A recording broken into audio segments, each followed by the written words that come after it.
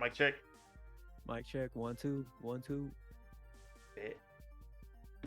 What it do, what it don't, what it is, and what it ain't. It's your boy, Don Otaku, aka Don Solo, aka Solo the Don, aka Solo D Swaggy, aka Don Shaka Zulu. And this is Dual-Wield Gaming Podcast, episode lucky number 7.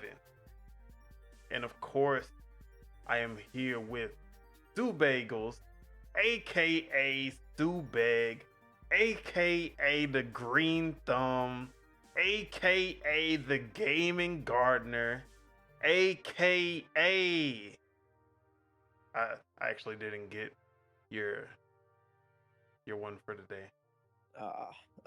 Let's see. What's your AKA. We can do. Shit. I don't know, bro. AKA the Avatar, Master of all elements. Exactly. There you go. AKA the Avatar, Master of all elements. And Yes, last sir. but not least, the co-host of this humble abode. How you feeling, man? What you been up to? It's blistering hot right now. If you were to guess how hot it is outside, give me a number. 93. Do you see that? Oh, I was 10 off. 103, bro. It Okay, is so you 103. experienced in average Houston winter weather. I guess, but yeah, it's so hot, dude. I got the AC blasting.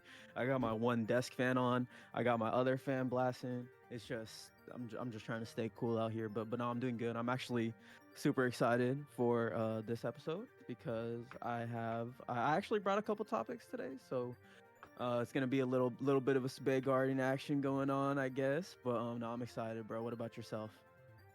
I've been good. Been playing games more. That's what's Settling up. down the new apartment more. So been having and now that my girl out the house, I can finally sit down and play some games. You know, I don't gotta spend time with her as much. I'm just playing. Mhm. If you watching That's this, I awesome. love you. I'm sorry. Don't beat me. Um, but yeah, my birthday passed and didn't really do much, but I did want to do one thing for my birthday. and that was go see The Wild Robot, Okay, which is DreamWorks' new movie, and I've heard of it. That's the I'm one with How to Train Your Dragon, right? The guy that made that. yep, Nice. and I'm a sucker for animated movies. But DreamWorks has been killing it with this new art style that they've kind of started doing since Puss in Boots: The Last Wish.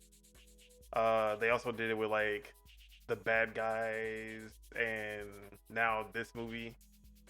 And that animation is so sick. It's really similar to Into the Spider-Verse and Across the Okay. Spider-Verse, but like they put their own little twist on it. They don't just bar for bar copy it. Um, but ever since I saw the trailer for this, I already like just from the first trailer, I was like, this is gonna be like top tier movie. Just from the premise, the actors, the like everything about the movie, I was like, yeah, this is guaranteed gonna be a hit. Hmm. And it's one of the highest rated movies of the year. The director did How to Train Your Dragon, which was amazing. This one is on that level to me. Honestly, after watching this, I'll this for the first time in which I never would have thought that I would say, DreamWorks has surpassed Pixar. Okay. DreamWorks has officially surpassed Pixar, Yeah. and We I love to loved see it. Inside Out too. Um, that came out this year as well.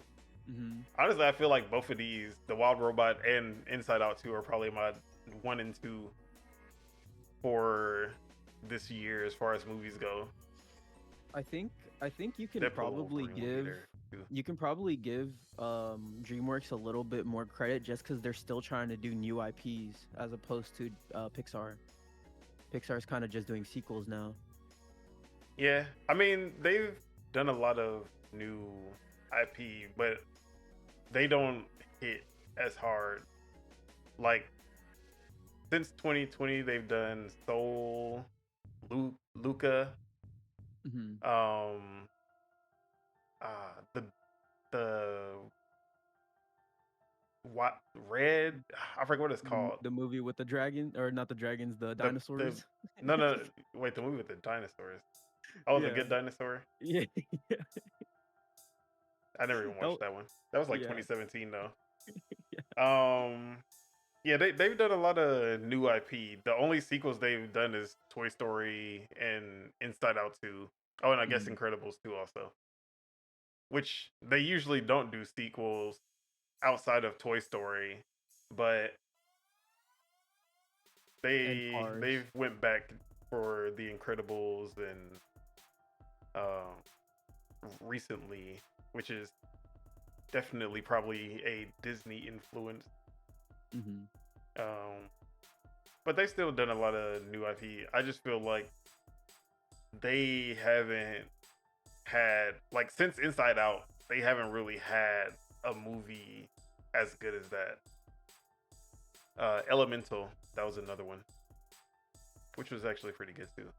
So, but DreamWorks has been killing it recently, and I mean most of their movies actually have been sequels lately, Mm. from the Puss in Boots to Oh yeah, yeah. uh, the third How to Train Your Dragon, Kung Fu Panda 4. So you can say they also have a bunch of sequels, but they've also done the Bad Guys and now the Wild Robot, and they have a lot more new movies in the work as well. Hmm. So, anyways, back to the Wild Robot. Go see it. That's all I gotta say. It's amazing. It's actually really dark for a children's movie. Like Okay. there's a lot of death and they just like casually just like they just casualize death in that movie. Hmm. And because it's animals, they're showing like the animal, and not like Disney Lion King where he's like, hey, you gotta eat the antelope, but you don't just see like decapitated heads and type shit like that like in this movie. I was like, oh, Hmm. okay, they're going there, but like, yeah, the themes of this movie, the message of this movie, the acting, everything, the pacing, the jokes, everything about this movie was A1, Hmm. like near perfect. Yeah, I'm looking at the cast. It has a star-studded cast. Oh yeah, Lupita Nyong'o, Pedro Pascal, Mark Hamill. yeah. Pretty big names. Pedro Pascal and Mark Hamill, they killed it. Honestly, didn't even know Mark Hamill was in it until I saw the credits. I was like, oh shit, that was Mark Hamill. But yeah, uh, a great movie. Definitely recommend. But yeah, Didn't you also watch the Transformers movie? no, I actually No. didn't. Oh, I wanted okay. to go see it though. I wanted to go see both, but I didn't actually get a chance to see Transformers. Got it. Maybe this weekend I might go. But yeah, um, that's what I've been watching. But I think Okay. the people want to hear what we've been playing, Yes, sir. and we can start with you. What Okay. have you been playing? All right. So, since the last episode, I mentioned that I got a Steam Deck. So I have put it through its paces. I haven't really picked a game that I want to like play on it. I've just been kind of testing out multiple games. So I've played uh the Final Fantasy 16 demo on it as a stress test. I played Helldivers 2. I've played a little bit of Plucky Squire on it, and I played Doom 2016 on it. So not probably like maybe like an hour of each of those games just to see how it's working and stuff. For Final Fantasy 16, it's almost there actually. It just needs a little bit of work, but it's almost there. I had it running at like a relatively smooth like 30 FPS in combat, but for some reason the cutscenes especially would dip down into like the teens, like 15, 16. But it was running okay, but like I said, it just needs a little bit of work, and I don't think Square Enix is gonna do that work. So there's no hope for that. But all the other games actually ran really well. I got Doom to run at like 70 to 90 FPS. Plucky Squire ran at a perfect locked 90 FPS. Helldivers was running at between like 40 and like 25, just depending on how like crazy the scene was. But that's my little Steam Deck, kind of just putting it through its paces. But outside of that, I've been playing a little bit of Echoes of Wisdom. Still super early into it, but probably like maybe an hour and a half. It's good. I love top-down Zelda games, so I'm definitely gonna keep on playing that. And I have been playing Starfield.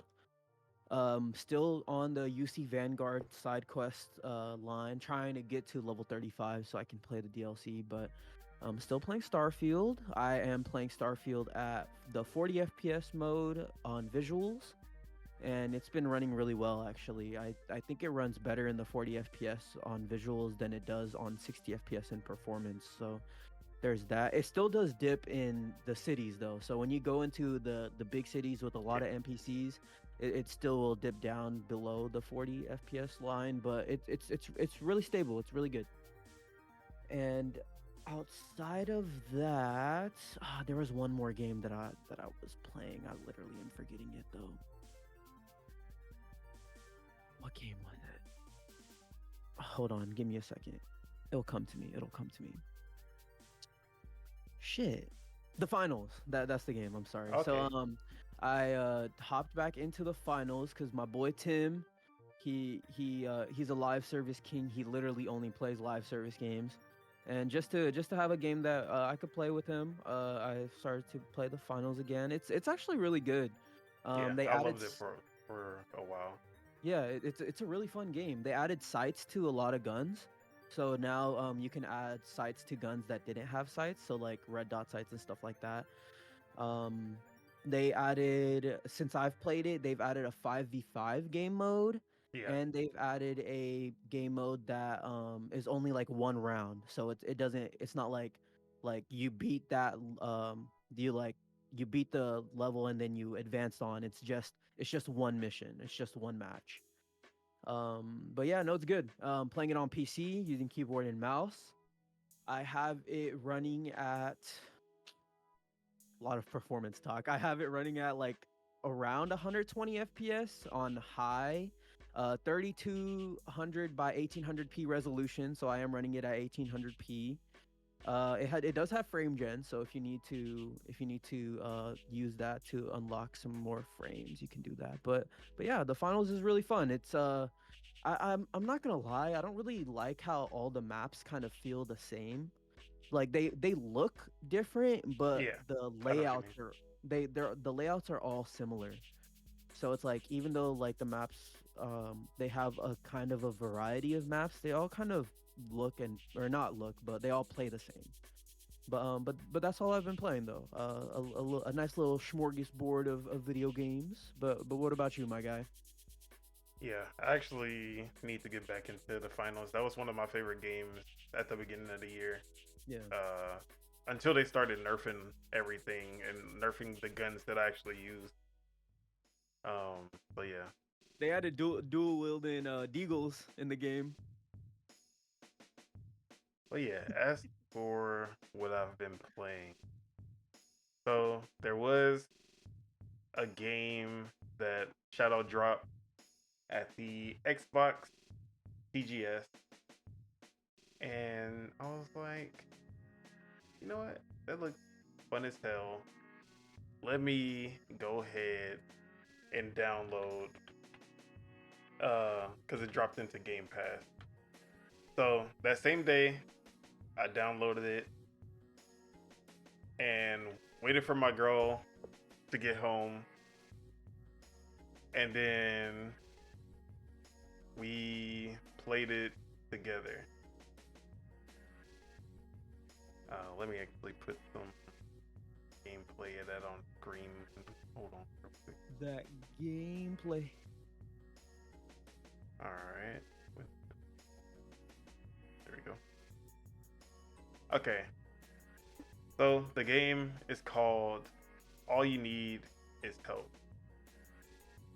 Sorry, let me finish it down. All You Need Is Help. It's a co-op puzzle.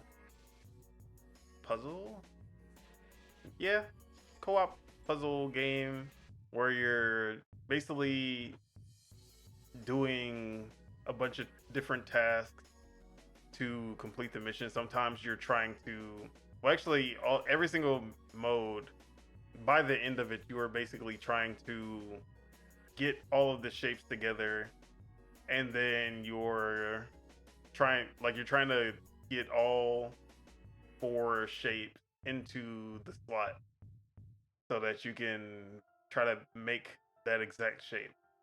So you have to do some maneuvering around, and yeah, but there are also missions where you have to do certain things before you even get to that. Whether you're trying to move the yarn ball into the hole so you can get across to the actual puzzle, or if you have to try to, like, there was hockey, there was soccer, all kinds of stuff. Not that I played any of those, because I quit this game after like 3 or 4 games, and I deleted it forever. And the reason for that, two very egregious mistakes that this game made. So, mistake number 1. Actually, I'll say there was 3. There was 3 mistakes. Mistake number one: you cannot play this game unless you have 4 people. There's no single player, there's no 2 player, there's no 3 players. You need 4 people to play. Okay. And so they don't say this, they don't explain this at all. Mm-hmm. So me and my girl, we're local co-op, and we're like, okay, you know, we in here, we customized our little thing. We're like, all right, bet. Let's go ahead and start playing. How do you start the match? Why can't we start the match? What's going on? No explanation. Had to look it up. Oh, you need all 4 people. That fucking sucks. Okay, that means there has to be some form of matchmaking so I can get other people into the match. No explanation, by the way.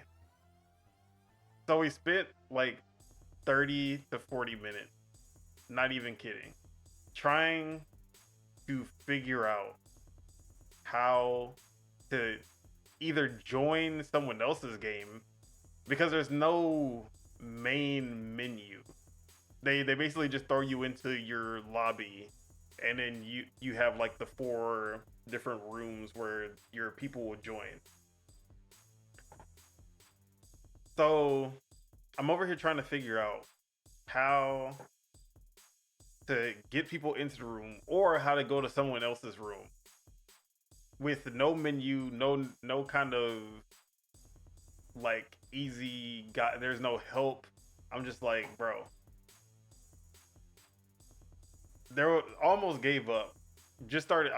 So I basically was just hitting everything that was in the lobby, and I finally saw this like bell that was just very inconspicuously just sitting there.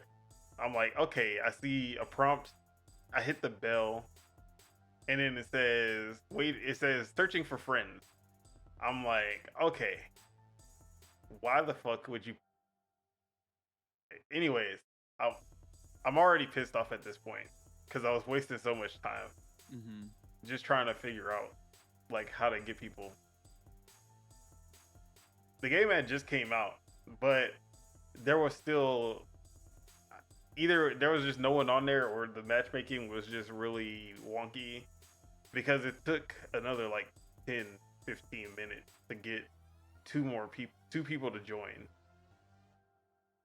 And we're just waiting here. One person finally joined, and we're like, oh, it does work. Because at first I was like, oh, maybe when it says searching for friends, it literally means people in your friends list, because it was just taking that long. And I almost gave up. And then someone joined. I was like, okay, we're getting somewhere. And then he left. And I was like, you bitch. And then we finally got 2 people. Okay. Started up the match. Let's go. So we get to the first puzzle. Literally, like, easy ass puzzle. It was nothing. So we finished the puzzle. Yay. All right, let's move on to the next one. No, it throws you back into the lobby by yourself, and you have to search again for people.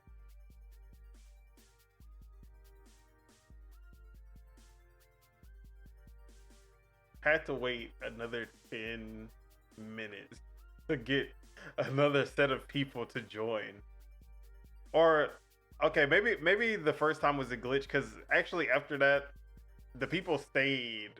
Like whenever they would take us back to the lobby, they would be there at the lobby with us. The first time they weren't there, so I ran like, but I still hate that it takes you back to the lobby, because why? Like, I would rather just have like a ready up screen if you want to go to the next stage. Instead of sending you all the way back to the lobby and then you have to ready up, and then but we played like 3 more, and then one guy left, and then I was like, okay, I'm not doing this again.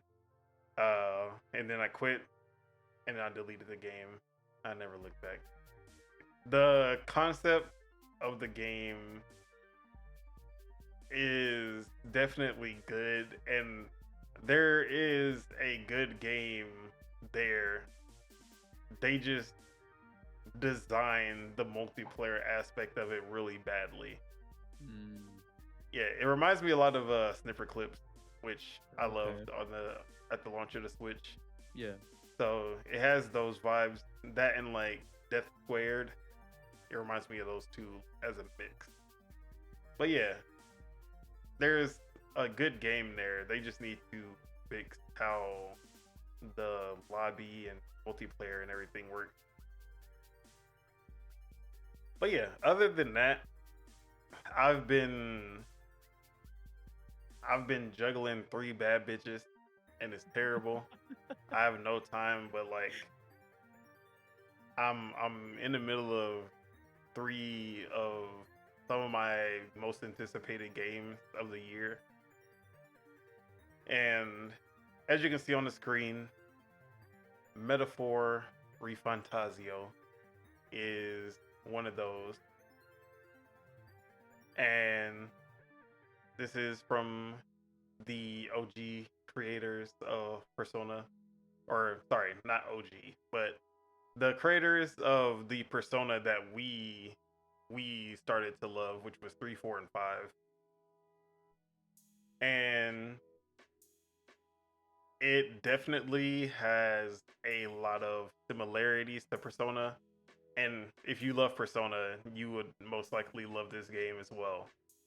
But it does do a lot to differentiate itself from Persona and even Shin Megami Tensei as well. Hmm. So the main thing, uh, definitely the first thing that sticks out is the action combat. So there is an element of action gameplay that you don't see in Persona and Shin Megami Tensei games Hmm. that you'll see here. So one of those, or so basically, what you do is that when you're in the overworld, you are able to attack enemies with your sword X X, and you can also dodge attacks with B. There is no heavy attack. There's no variation. Just kind of slap X. Okay. Uh, which if this wasn't mostly a turn-based game, I would be upset about. But um, in the context of how you actually play, I actually enjoy it. So the basically the way that the combat works is that weaker enemies, you can basically kill them off just by using the action combat. So you'll just slash them to death without ever going into a turn-based battle. And you actually spend a lot of time outside of the turn-based battles, which I was actually surprised about because you do run into a lot of weaker enemies where you're just going around slashing and dodging, and there'll be like sneak attacks where you're breaking through a wall to see if there's treasure behind it, and then the enemies will try to attack you, so you have to quickly dodge. And I thought that was pretty cool. So basically, just like in Persona 5 and Persona 4, what you want to do is get the initiative on the enemy by stunning them before you get into the turn-based combat. So Persona 5, it would be sneaking and then taking off their mask. You'll do the sneak attack to take off their mask, and that'll give you the advantage. In this, you want to attack them and basically get their stun gauge all the way down so that they're stunned, and then you'll have the advantage in combat when you go into the turn base. And this would be for enemies who are a little bit stronger. So weaker enemies, you won't do any turn-based, but the enemies that are your level or above, then you'll stun them and then go into turn-based Persona style combat. And while you're trying to get that stun gauge down, the enemies can attack you, and if they hit you, it only takes one. They hit you once, it goes into the turn base, but they have the advantage and they get the initiative. So the dodge button is your best friend. And unlike some action games where you can like dodge in the middle of an attack, this is not one of those. So you if you're in the middle of a swing, you cannot dodge. So you have to time your swings and your dodges correctly, or you will get hit, and then they'll have the advantage on you and probably do some damage. So that aspect of it alone kind of differentiates it from Persona. But even the actual turn-based combat, they do some things differently. So one thing I would say about Persona, or one way I describe Persona, is basically Pokemon, like adult Pokemon with demons.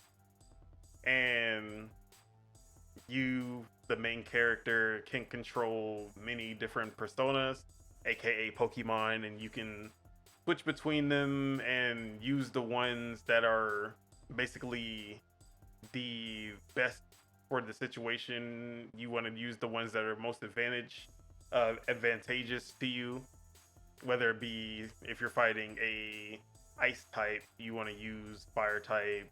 Where you're fighting lightning type, you want to use wind, etc., etc. Weaknesses, you want to exploit the weaknesses. So you'll have however many persona that you can switch between, and then you're basically using them like Pokemon.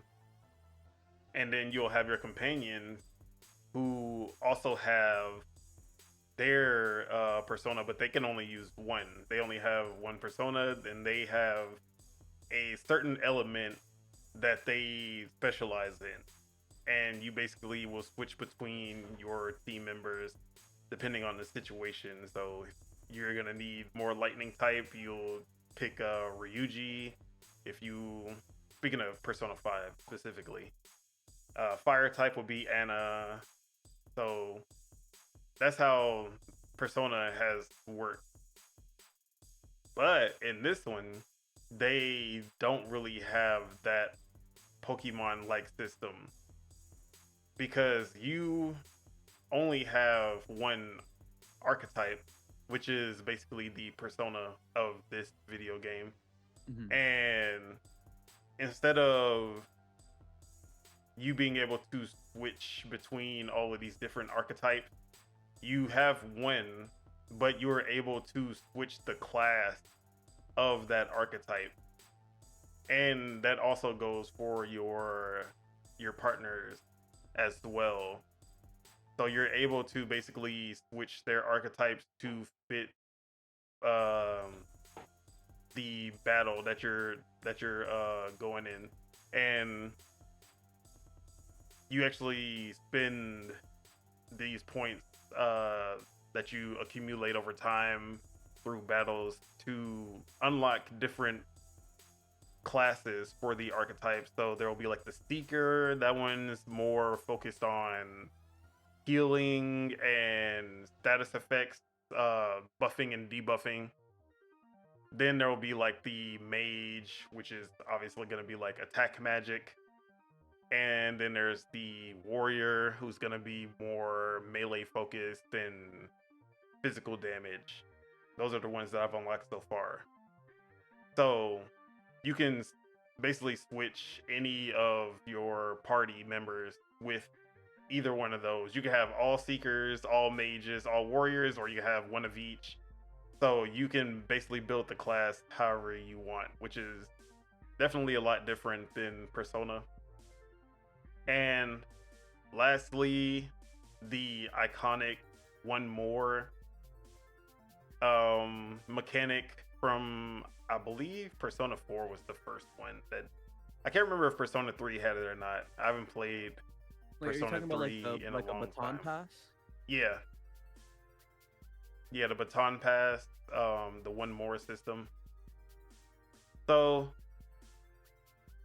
that is not in this game, but it has something similar. So in Persona, whenever you exploit a weakness or you get a critical hit, the enemy is stunned and you get one more turn with that character that stunned them, and you're able to either go to like attack another enemy to stun them, and then you'll, as many enemies as there are, you can keep on exploiting their weakness, and you'll keep on using that character until they're no longer able to exploit any more weaknesses. But in this one, it's different. So when you exploit a weakness, you basically have these crystals, and that's basically how many turns you have, or um how many attacks or abilities or whatever that you can use before your turn ends. So whenever you exploit a weakness, you get another one of those crystals, and you basically have another action. That's the word I was trying to look for. So you have another action to use before your turn ends. But it does go to the next character, so you don't keep using that same character once you exploit the weakness. So it'll basically just go back around to that person by the end. So it does add a different layer of strategy where you can actually change it up. So, or you want to have like, okay, I know that this person should come after because he'll be able to exploit the weakness of certain character or certain enemies. Um, so it's a different layer of strategy, even though it is kind of similar to what we've known from Persona before. Mhm. But yeah, I'm loving this game as someone who has loved Persona, and the differences is actually what I'm finding the most interest in, rather than like the similarities between them. Mhm. Um, but the only bad difference, or the only bad change from Persona, is no romance option. Especially Yep. especially seeing the cast, the female cast that we have. Such a Yeah, fumble. they're cooking with the character designs. Such a fumble, bro. Yep. But yeah, um, this is definitely a game of the year contender. Just from the bit of the demo that I've played. I haven't even finished. I've heard it's like really long, probably like 8 to 10 hours. Mhm. Um, Wait, what platform you playing on? Steam. Oh, You playing okay? by the way, thanks for Yeah. reminding me. The Steam version is horrible. Ooh. Yes, it is horrible. Not only does it look worse than the console versions, it runs Ooh. bad, and it Mm. stutters in certain areas. It stutters in cutscenes. It stutters while you're doing the overworld. And I'm like, this game does not look good enough to be making my 4070 Super fucking stutter. I'm like, bro, I had to change it to high, and it was like from the whatever the highest was, epic or whatever, to high, and it was still doing it. And I'm like, bro, y'all can fuck off with this. Hmm. So hopefully that is just the demo, and they'll fix it by launch. Doubt. But yeah, the Steam version is pretty bad. But Okay. I have to get it on Steam because I have to spend my Concord refund. So I don't have any choice but to get it on Steam, sadly. Mm. A little fun fact about that game: it's actually Xbox Play Anywhere. Oh So if you yeah, buy it on that's Xbox, you'll once I get it found on. it out, I was upset because that was like that's how I would have wanted to play. But That's how I'm gonna get it. yeah, fuck Yeah. me, right? Um, No, it's probably because it's not using Unreal. It's using I think it's using their own proprietary engine. as in So always. I think Persona 3 Reload uses Unreal Engine, I believe. Yeah, I thought it was just using the Persona 5 Royal engine. Yeah, it is. Metaphor is using the Persona engine as opposed to Unreal, which they used for Reload. So that's probably why it doesn't run as great. But It doesn't look that good either. Like the ooh, environment, character models, and yeah, character models look great, but the environment, especially in the overworld, like outside of battle, they look pretty shitty. that's disappointing. Um, and I've seen that a lot of people were complaining about the Steam version only. I haven't played the Xbox or PS5 version yet, so but yeah, it is what it is. Um, so yeah, that was Metaphor. The story is also interesting. I didn't even mention that. Although the beginning was kind of putting me to sleep, there was way too much dialogue. Yeah. Um, way too much dialogue at the beginning. Way too many cutscenes. But it started to pick up. But the story is really interesting. There's they keep bringing up this fantasy book, and the fantasy book is about our world, the real world, where there's no magic and there's peace. There's no war. There's no discrimination because there's only one species instead of the many species in this game, in this world, where they all have prejudices and hate each other because of what kind of race, and there's a lot of discrimination and shit. And then they're like, but there's this fantasy world in this book where there's no magic and they rely on technology and there's only one species, so they all are born equal. I'm like, where's that fantasy world? I want to go to that fantasy world. It definitely ain't here.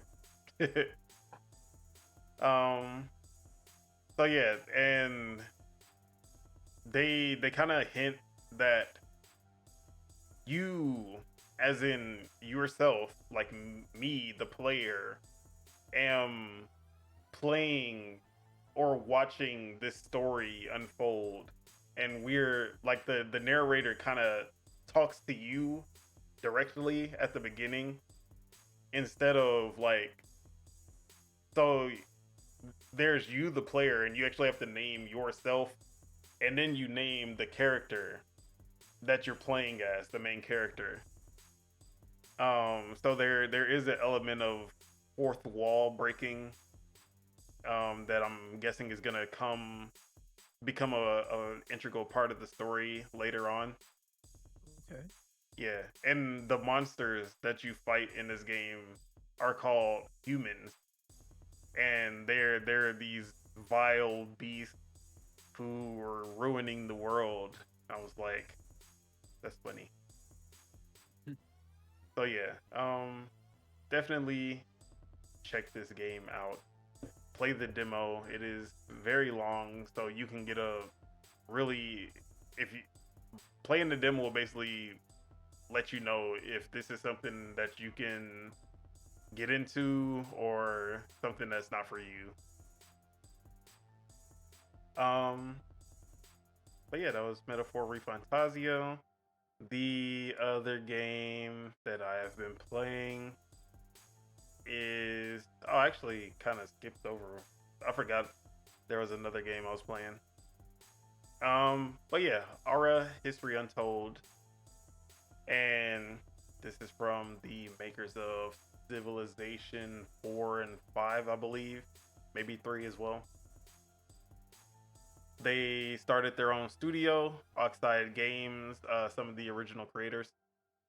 Oxide Games, and they originally made Ashes of Singularity or Ashes of the Singularity, which was more of a space sim 4X strategy game.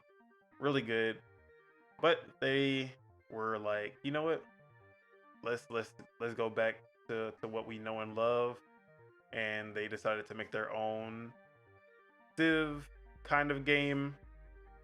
And before, I kept calling it literally a civilization competitor or a civilization game. But this game is actually a lot different than Civilization. And that may turn a lot of people off.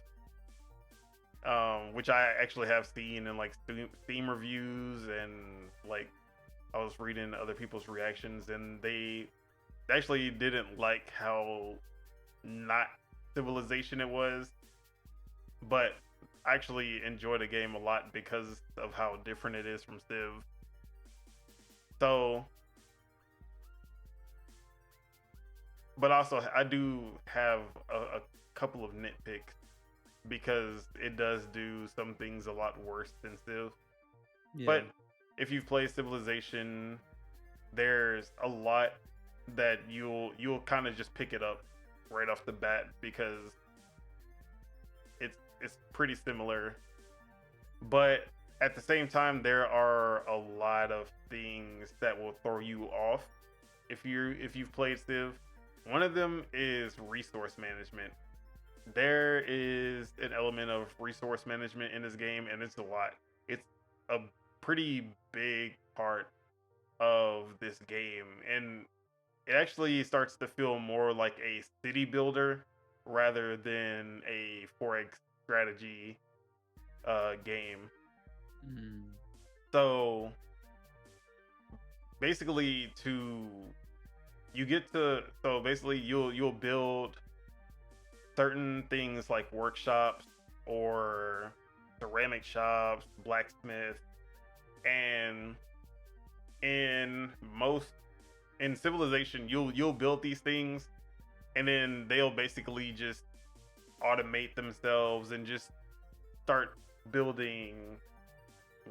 They'll build like, or they'll either just give you money or food or material, but for the most part you build it, you leave it alone, you forget about it. In this game, you build these shops or these blacksmiths or the logging camp, and then you have to basically craft materials from these shops, and some of them will only do like one thing, some of them will have like 20 different things that you can craft, and you basically have to organize and manage the resources that you're pumping out. And there are some resources that can take like 3-4 turns to make, some of them even 10 if it's like you have a really bad production, and then some of them you'll pump out like 2 or 3 every turn. So you want to basically get a chain of these resources going, kind of like in a factorial. You want to get the resources pumping to a point where you're getting as many of these resources as possible, because to progress through the game, these resources become more and more needed, and it's demanding more and more resources from you. And the further you get into the game, the more resources that they throw into the game for you to craft, and the more that you're gonna have to build more of these workshops and other builders so that they can get more of these resources out, and it becomes a lot to handle. And I can see a lot of people getting turned off because of that. especially if you're looking to. And I understand some of the criticism and some of the lower reviews now from playing more, because at first I was like, I don't understand why people don't like this game, but now I'm starting to see what people are talking about, because in Civilization, if you want to go for the just warmonger, destroy all the nations approach, you basically just need to worry about building your army and just focusing on getting um, the best possible, like basically upgrading your armies faster, getting metal so that you can make metal weapons, and then that'll upgrade your soldiers, and then getting gunpowder and learning how to make guns. You want to do all of that the fastest. Mhm. Um, so you can kind of focus on that without really worrying about other stuff too much. In this game, the resource management basically comes before any of that. So if you want to be a warmonger, you're gonna have to do the resource management and city building and making sure that your production is A1 before you can even think about progressing. Because once you get to certain eras, later eras, you're gonna need resources to even make the army. So you'll have to have metal ingot to upgrade your armies, or you'll have to have gunpowder or iron, and it just keeps going. Every time you want to upgrade, you're gonna have to have these resources, and it basically makes it like it's so integrated into the experience that either you're gonna love it or hate it based on that one mechanic. Um, Another thing is that the actual war and battling, diplomacy, all of that stuff is compared to Civilization. It's definitely not anywhere as deep as Civilization. It's just kind of it feels like it's thrown in there because that's what Civilization has been, but it doesn't feel like an evolution. It actually feels like a de-evolution, devolution Mhm. from Civilization in terms of the actual battles and the war and the strategy behind it. And it's kind of it's convoluted, and there's a lot to it, and it's complex, but it doesn't lead like it's complex for no reason. It's convoluted for no reason, and it doesn't really make it any better. So there are definitely some nitpicks I have, but once I got used to what they want in this game, and what like once I started to see the differences for what they are, and basically experiencing the game for what the game is, and taking away my Civilization goggles, I've started to enjoy this game a lot more. And this game is actually the game I've been putting the most time into. So I've probably put about 18 hours in since it came out now, and I'm still on my first my first playthrough. I'm with the Zulu clan. The I'm Shaka Zulu. You already know. Always got to go with Africa whenever they're in the game. Always start off with Africa. Shout out to Chuck. But yeah, I've been on Okay. my warmonger shit. The only ally I have is Japan. Shout out to Japan. Everybody else got to go though. Anyone else in my path, they gotta die.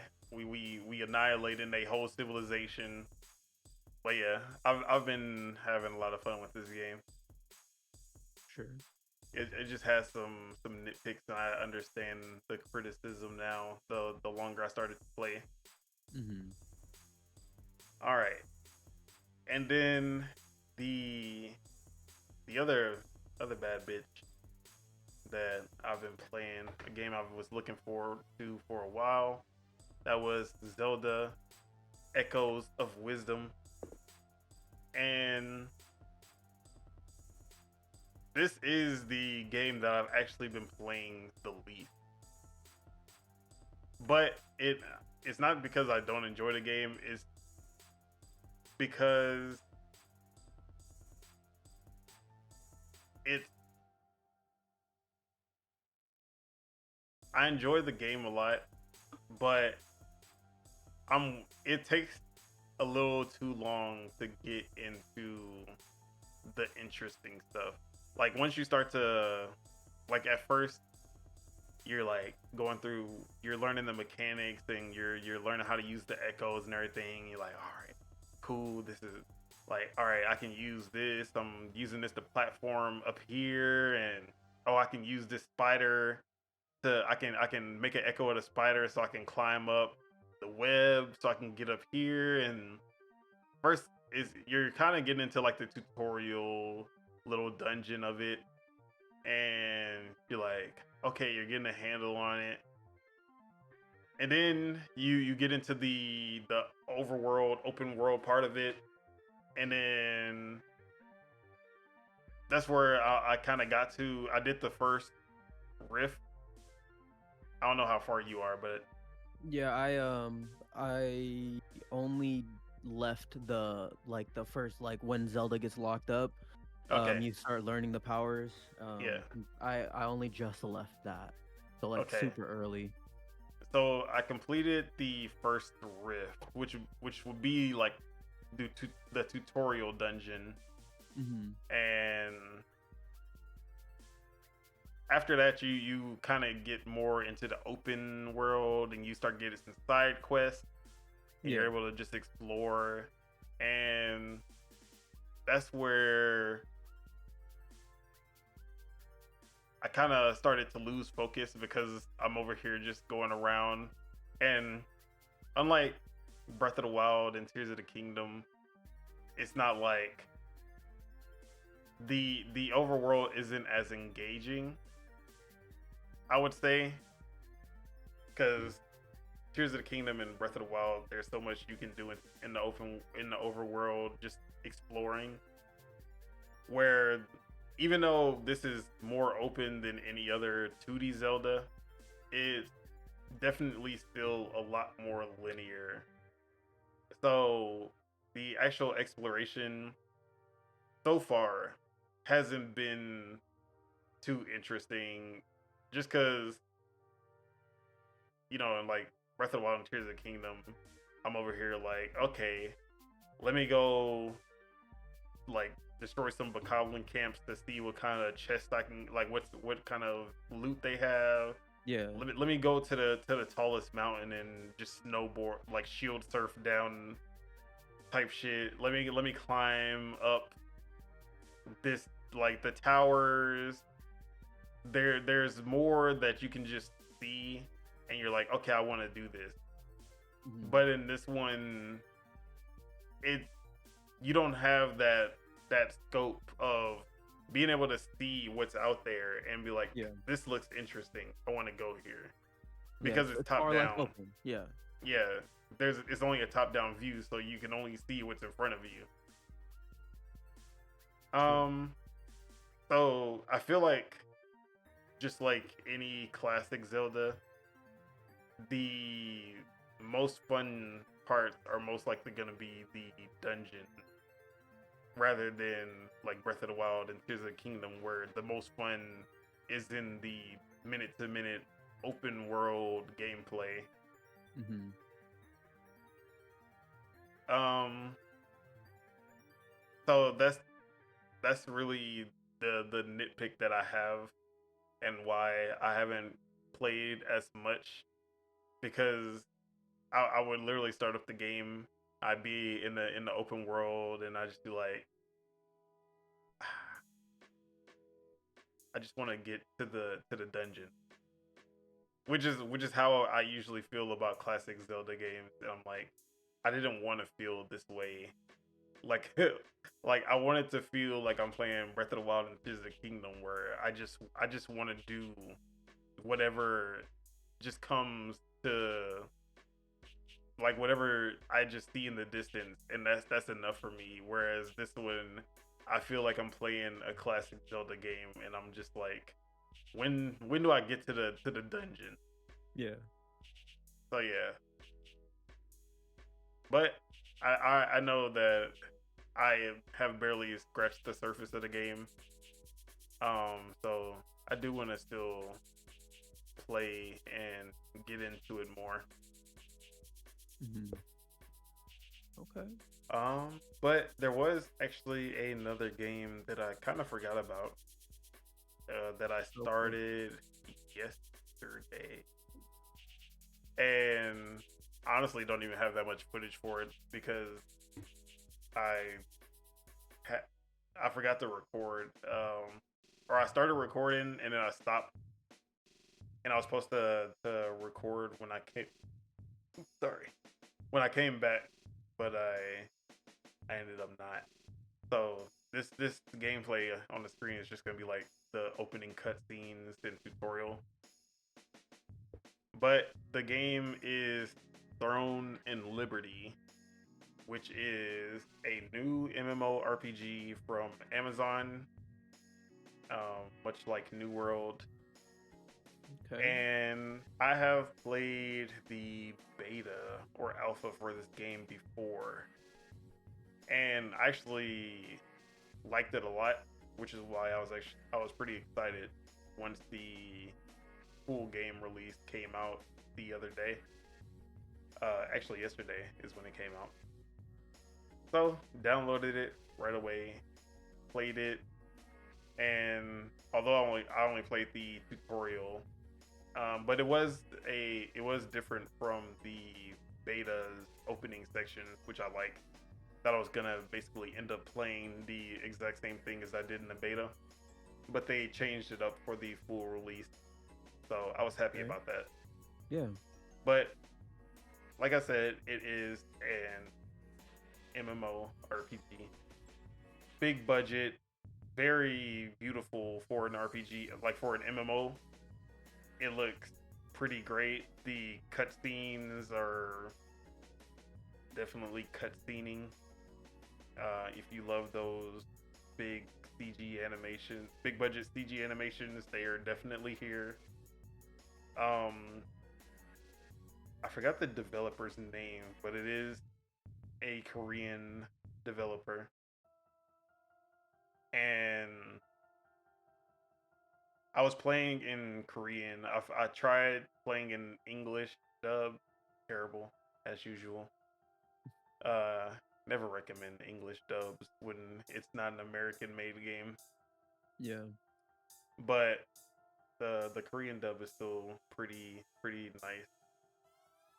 Um, can't really say anything too much about the story, but as far as the gameplay, so this is a classless RPG or MMO RPG where you are able to switch your class at any time throughout the game.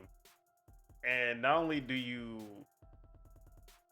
are you able to switch your class at any time, you actually wield two classes at a time. So when you start off in the tutorial, they start you off with a great sword and a bow and arrow, and that is the class that you do the tutorial with. But you're able to dual wield. You see what I did there? You're able to dual wield any two classes at the same time, and you can basically switch between them just by pressing up on the D-pad. So you'll be able to do melee attacks with your greatsword, and then if you're see like enemies in the sky, you can press up, switch to your bow and arrow, start shooting them out the sky. And if you're using a controller, which I will always use controller if I'm given a chance, Mm-hmm. Um, you're able to have your hotbar. You'll have your LB hotbar for your sword, so you can do all of your sword abilities: LBX, LBY, LBB, LBA. But then you'll also have the RB to do your bow and arrow special attack, which would be like RBX, RBY, RBB, RBA. And it's very intuitive. As far as just regular combat, I believe RB is just your regular attack button, so you can just start doing. You can start a battle just by pressing RB, and you have LB to block. So it feels a lot more action focused than a lot of MMO games do, Mm-hmm. since you're able to attack and defend, and they even have timed. You can time your defense at the right time to stun the enemy. So they'll have like this little purple circle that kind of closes in, and then you defend at the right time, and it'll parry them, and they'll be stunned. Then you can get extra hits in. So gameplay wise, this is actually one of the most fun MMOs I've played recently, as far as combat goes. And one thing you see a lot in MMOs is that they they take a long time to give you a mount, or you have to pay to get a mount usually, especially with free MMORPGs. Usually you have to walk around everywhere unless you pay some money, and or you like get to a very late stage in the game and then you finally get your mount. Diablo 4, even though it's not an MMO, does that. Yeah. And a lot of free MMO games I've played, they always like you have to do a shit ton just to get your mount, or you'll get a mount and it's super slow, and then everyone else is just blazing past you who's paid $50 for their fucking horse or whatever the fuck. Mm-hmm. But in this game, they don't give you a mount because you are the mount. Mm. You can transform into the mount, which they have. So basically, all the characters have different different animals or beasts or whatever they are that you can become. The mount in this game would be that you can transform into a wolf, and you're able to just run faster, and you just click the left stick 2 times and you'll transform, and then you'll be able to blaze through a lot faster than just running on foot. So that part is really cool, and you get it very early in the game. During the tutorial, they give it to you, but you also can become a crow, eagle, raven, some kind of bird, Okay. and you can also fly. That one isn't. I think that one's more in controlled instances, so you can't just do it anywhere like you can with the wolf morph. So yeah, you're like a little animorph motherfucker, Beast Boy wannabe. But yeah, it's really cool. And actually, it changed since the beta that I played, because you weren't able to do the dual wield thing the first alpha or beta that I played. They kind of added that in, which I think actually made it a lot better. But yeah, I actually recommend it, even if you're not the biggest MMO fan, just because one, just seeing graphically like very good graphic MMOs, you don't see that often.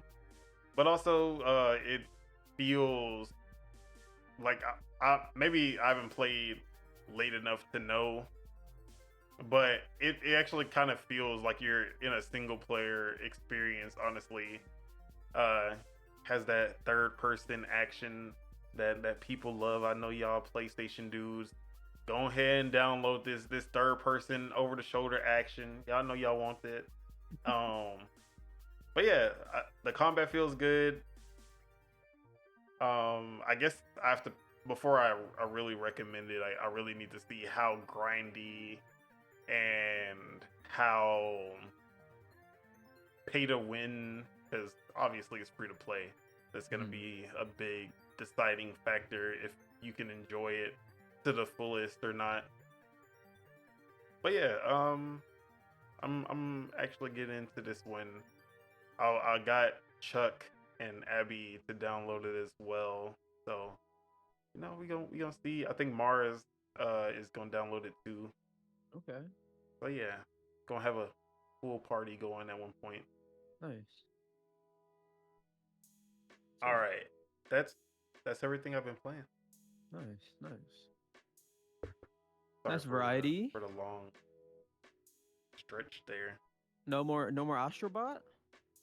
Uh, I was trying. I knew this would happen, which is why I was trying to beat it before all of this came out. Yeah. So it looks like it's over for Astrobot. Um, speaking of, we can go to. Let's actually go to our warm up question Okay. because that actually ties into one of them, Sure. and we'll start with what are our backlogs looking like, Yup.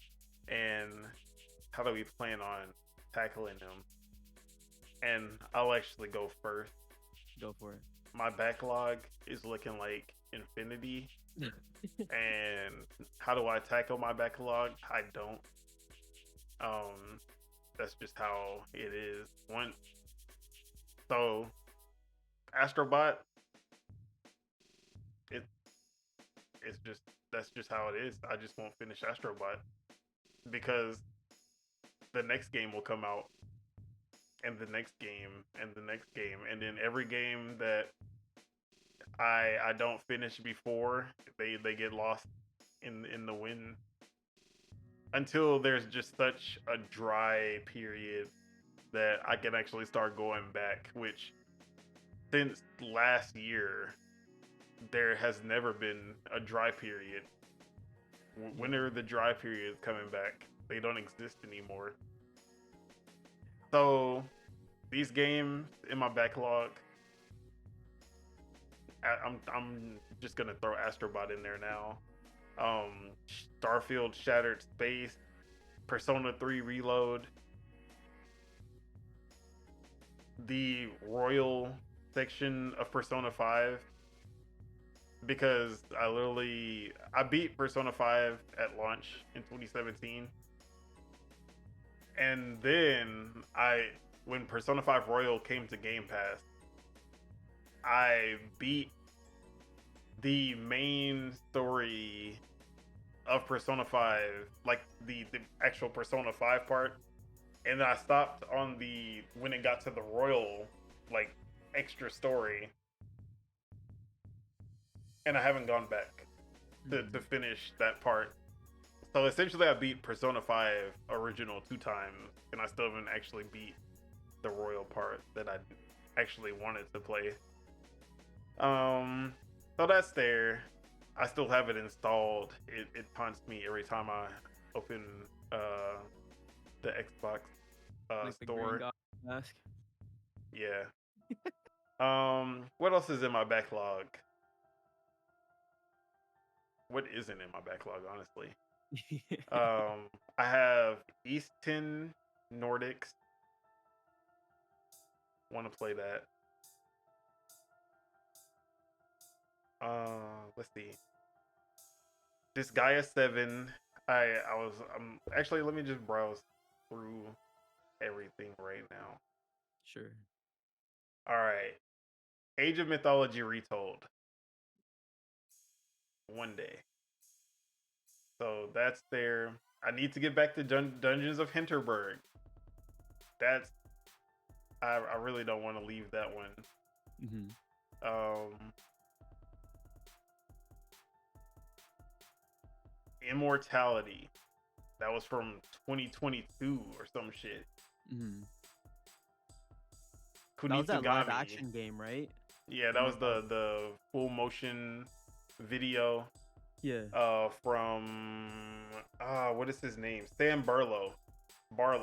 Sam Barlow. I love all of his games. Telling Lies and Her Story were both amazing. So I've been wanting to get into Immortality, but I've started it up a few times. I just didn't get hooked instantly.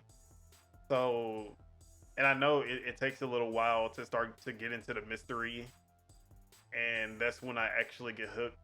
But I just haven't had the chance to get hooked. So there's that. Neon White. I was playing that earlier for a long time. Mm-hmm. I probably would have beat it if I wasn't going back and trying to get a high score on the stages that I did beat. If I would have just played through it without repeating the stages, I probably would have beat it by now.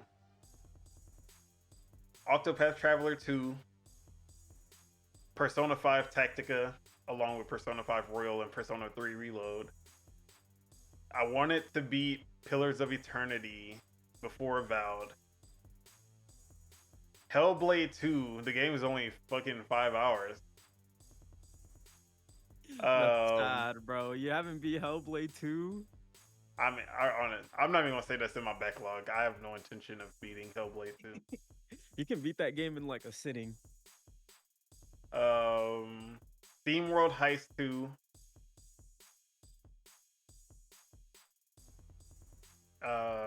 So that's just my Xbox backlog right there.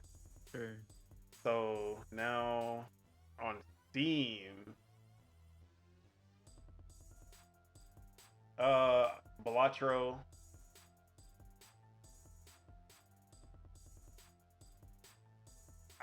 I need to finish Suicide Squad. I'm literally at the end of it. But I never finished the main story mode. I have Paranormasight, Dragon's Dogma 2, which I was like 60% done with that.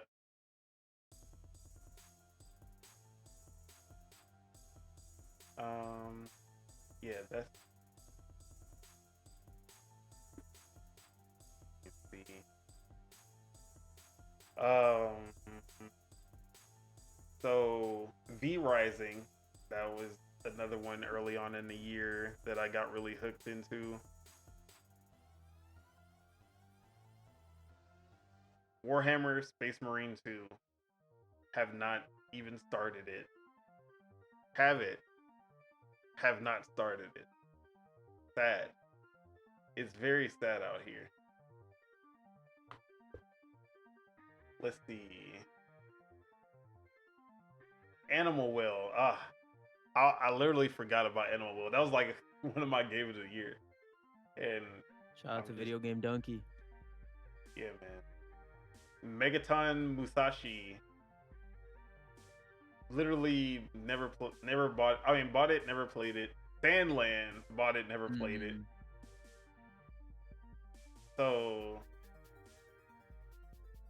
yeah, it's terrible out here. Okay. And that's not even including any of my porn games. So the backlog is fucking wild. I tell you what. You want me to go through my porn games that I need to play? Oh god. Your hentai games? Yeah, so there's Go for it. There's Lust Epidemic. Monica's Newlywed Life. NTR'd by Clumsiness. Wet Nightmares. Secret Hot Spring Girls. Yeah, like cosplay cum dump doing it Dojin style. They're, I'm never gonna be able to complete all these. So yeah, my backlog, immaculate. That's all I gotta say. Okay. Yeah, you got a lot of games on there. So, how I tackle the backlog is, well, I actually have it in my notes on my phone. I have the games I've played in each year. I think I started to do this back in 2019. So I have quite a bit of notes, and I've kind of learned like how I want to get through games as I've like started to track all the games that I've played. So how I do it is I have a currently playing tab, I have a completed games tab, I have an on pause tab, and I have a retire tab. So all the games that are on pause are pretty much like the games that are in my backlog. And every year I reset it. So I usually don't carry over, especially like if it's like games that I've only like half played or like partially played, then I'll usually just like put that as in like games that I want to play in the next year. But so right now in my backlog I have Rebirth, Final Fantasy Rebirth. I have Alan Wake Remastered. I'm like halfway through that game. I have Paper Mario Thousand Year Door in my backlog, and I have I forgot about Nine Souls. my Nintendo games. Paper Mario for sure. Yeah. I also have Pikmin 4 in my backlog too. Nine Souls, of course. I haven't completed that game, so I'm still looking forward to going through it. But so yeah, so that's kind of how I categorize it. So I also have written live service games, which I don't have a real category for, because like you can't really complete a live service game, you know what I'm saying? But yeah, so it's kind of like fluid, I guess you could say, where it's like I don't think too much of it, and like I don't like dock myself too hard if I am not feeling a game. Like, oh, I also have Astrobot in my backlog because like I am kind of like feeling middling on Astrobot, but it's also the fact that like I have played, like I know the Plucky Squire isn't a platformer per se, but it is kind of like it has platforming elements. So it's like if I play a lot of games that are in a similar genre, then I try to like put the games that I want to play in the backlog in that genre, like Nine Souls. Like earlier this year, I played The Lost Crown, and then I picked up Nine Souls. But it's like I don't want to burn myself out on that genre by playing a bunch of games in the same genre. You know what I'm trying to say?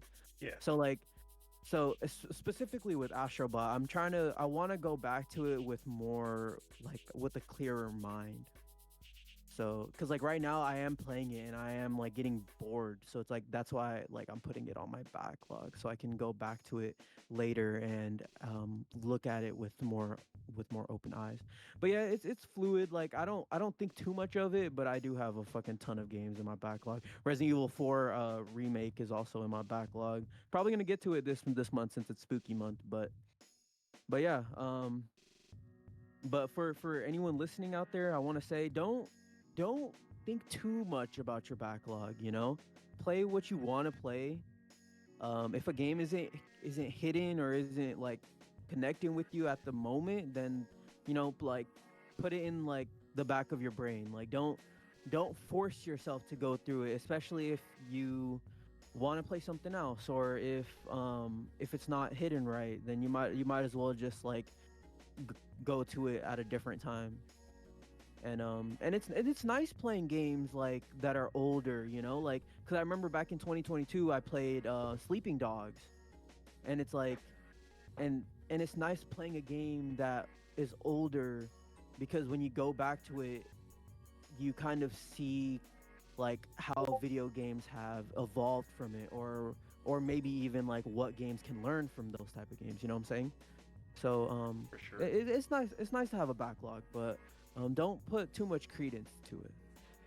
But that's all I have to say about And the that. funny thing is, I only name games that I've bought or Uh-huh. and I didn't even mention like the games that I haven't bought yet that I Yeah, wanted to play, like the Flecky Squire. So yeah, for it's sure. it's, it's terrible out here. Yeah, Too yeah, many it's games, infinite. not enough But time.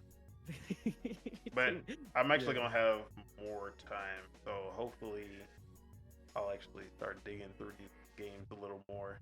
sure, for sure. All right, and for our last warm up question, what is it that we want to see in an Xbox handheld or the Xbox handheld, quote unquote? Uh, The since that rumored. should be either a part of the next gen plan or something that kind of dropped in between. We'll see. But what is it that you want to see in the Xbox handheld? Okay, so I have two main things that I want to see. And I think this can be the thing that puts uh the Xbox handheld above like the Switch 2 or the ROG or the Steam Oh Deck. no, oh no, calm down. Uh Which two? We, ROG, sure. the Steam Deck, okay. Calm down with that Switch 2 nonsense. so there's two things that can put it above. One, having an OLED screen that's 120 hertz. So that's one thing that I want to see. Like I don't want to see Xbox skimping out on the screen. And two, I don't want to see Xbox skimping out on the battery life. So if they can nail those two things specifically, having it's not even resolution for me really because playing on the Steam Deck, I I'm kind of understanding why they chose that custom the 1280 by 800 Mm. resolution because you don't really need more than that for a smaller screen. So so I don't want them to like push the 1080p. Like I think like that 1280 by 800 is a really good sweet spot. So I want them to like have that same resolution of the Steam Deck, but just give it a really good screen, an OLED 120 hertz VRR um, type of screen, and then of course battery life. Like like right now I'm getting maybe 2 hours out of the Steam Deck OLED if I'm playing like a game on it. So I want them to either match that or exceed that. As in battery life. I think the Steam Deck OLED has a 50 milliamp hour battery or some shit like that. So like I want to see them hit like that, maybe like that 60 or 70 milliamp hours or whatever it's called. But yeah, that's what I want to see out of the I think it. Xbox Series portable. What Are you what you talking want to about see? the wattage of the Wattage, charge? yeah, yeah, yeah, Yeah, I think they're 60 watts. yeah. The capacity would be the milliamp hour. That'd be like usually some something in the thousands Oh, okay, okay. My bad, usually. my bad. Yeah, I'm talking about the wattage, I believe. But yeah, So battery life and OLED. Those yes. are your two. Mm-hmm. Okay. For me, it would definitely go more towards software than hardware. Hardware, I'm not too concerned about. Mm-hmm. I definitely expect the Xbox handheld to be like at the lowest 3 hours of battery life, depending on the game, because it's it's not running Linux or Windows underneath, which is most of the problem that the ROG and the Steam Deck has. Um, so that's where the software comes in hand. A streamlined OS is one thing for sure that I want to see. Something, if it's not just the Xbox dashboard, although I would want it to be new and something fresh, unlike like not going from the Xbox One to the Series X. I want a brand new dashboard, and I want it to be basically a console OS, not a OS running on top of Windows or an OS running on top of Linux. I want just it to be a closed off handheld. Unless they're going with the putting Steam on. I don't know how that's gonna work, like actually putting Steam into that OS, or is it gonna be full blown Windows on the consoles from now on? Either way, I want it to at least feel like you're using a console and not like the ROG, where it's kind of half-assed. So that's one. And then two would just be dockable, which a lot of the PC handhelds are dockable. I just want it to be a feature that's like in the box, like that is something that comes with every model that you are able to dock it. Yeah. And detachable controllers would also be a boon as well. I literally just want it to be a copy of the Switch, but Xbox, and with great software as far as like features and online and network, unlike the Switch. So I wanted to just improve in those areas that the Switch falls short. But yeah, that would basically be what I'm looking for. At the very least, Series S tower, which I would expect. I have a theory that it's gonna be using the Zen 2 or the Z2 Extreme. That's my theory though. I don't think so. You don't think so? No, I don't think Xbox would go with something that's not custom, because Jason Ronald, why would you have that team? Like, why would you even have that team and then just let them put an off the shelf like Z2 Extreme in there? You can take what the Z2 Extreme is and make something like Jason Ronald and team can take that architecture and improve on it and make something that would even be better than even better for them. So I don't think they're just gonna take the Z2 Extreme off the shelf like the Switch did with the X1 basically. But yeah, I think it would be a custom chipset for sure. Nice. Any other tidbits on the Xbox handheld?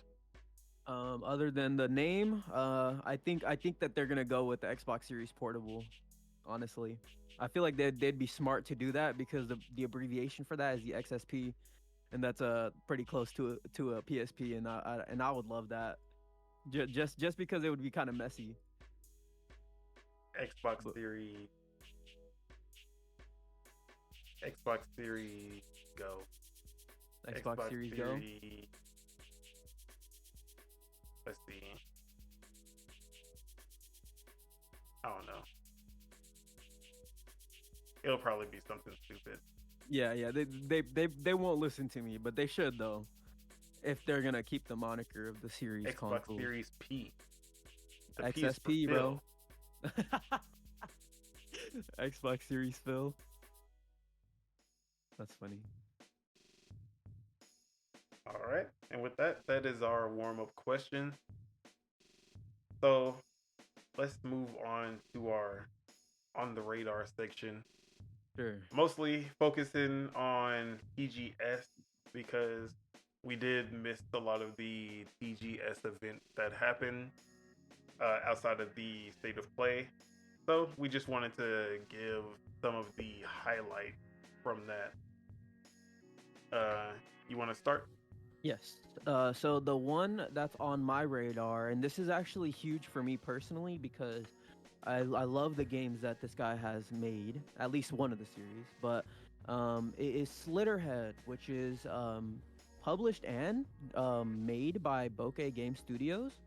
I think it's being published by them as well. I could be wrong, but the person I that's think at it the is. helm of Bokeh is Kiichiro Toyama, who is most known for being the creator of the Siren series, which is an OG PlayStation series, and my beloved Gravity Rush as well. That was his last game that he made was Gravity Rush 2, which came out in 2017.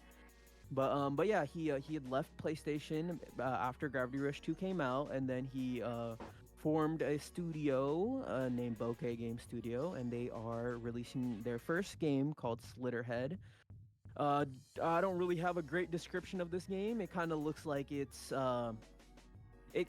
kind of looks like it's taking a lot from Watch Dogs Legion and the fact that you can kind of control Yeah, other people and stuff like that. You can kind of control whoever you want, which is cool. But kind of has this like action on platforming, supernatural aesthetic.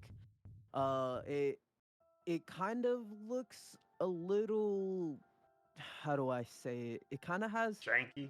yeah, yeah. It kind of does look, it does have a little jank to it, but A lot of but yeah. jank.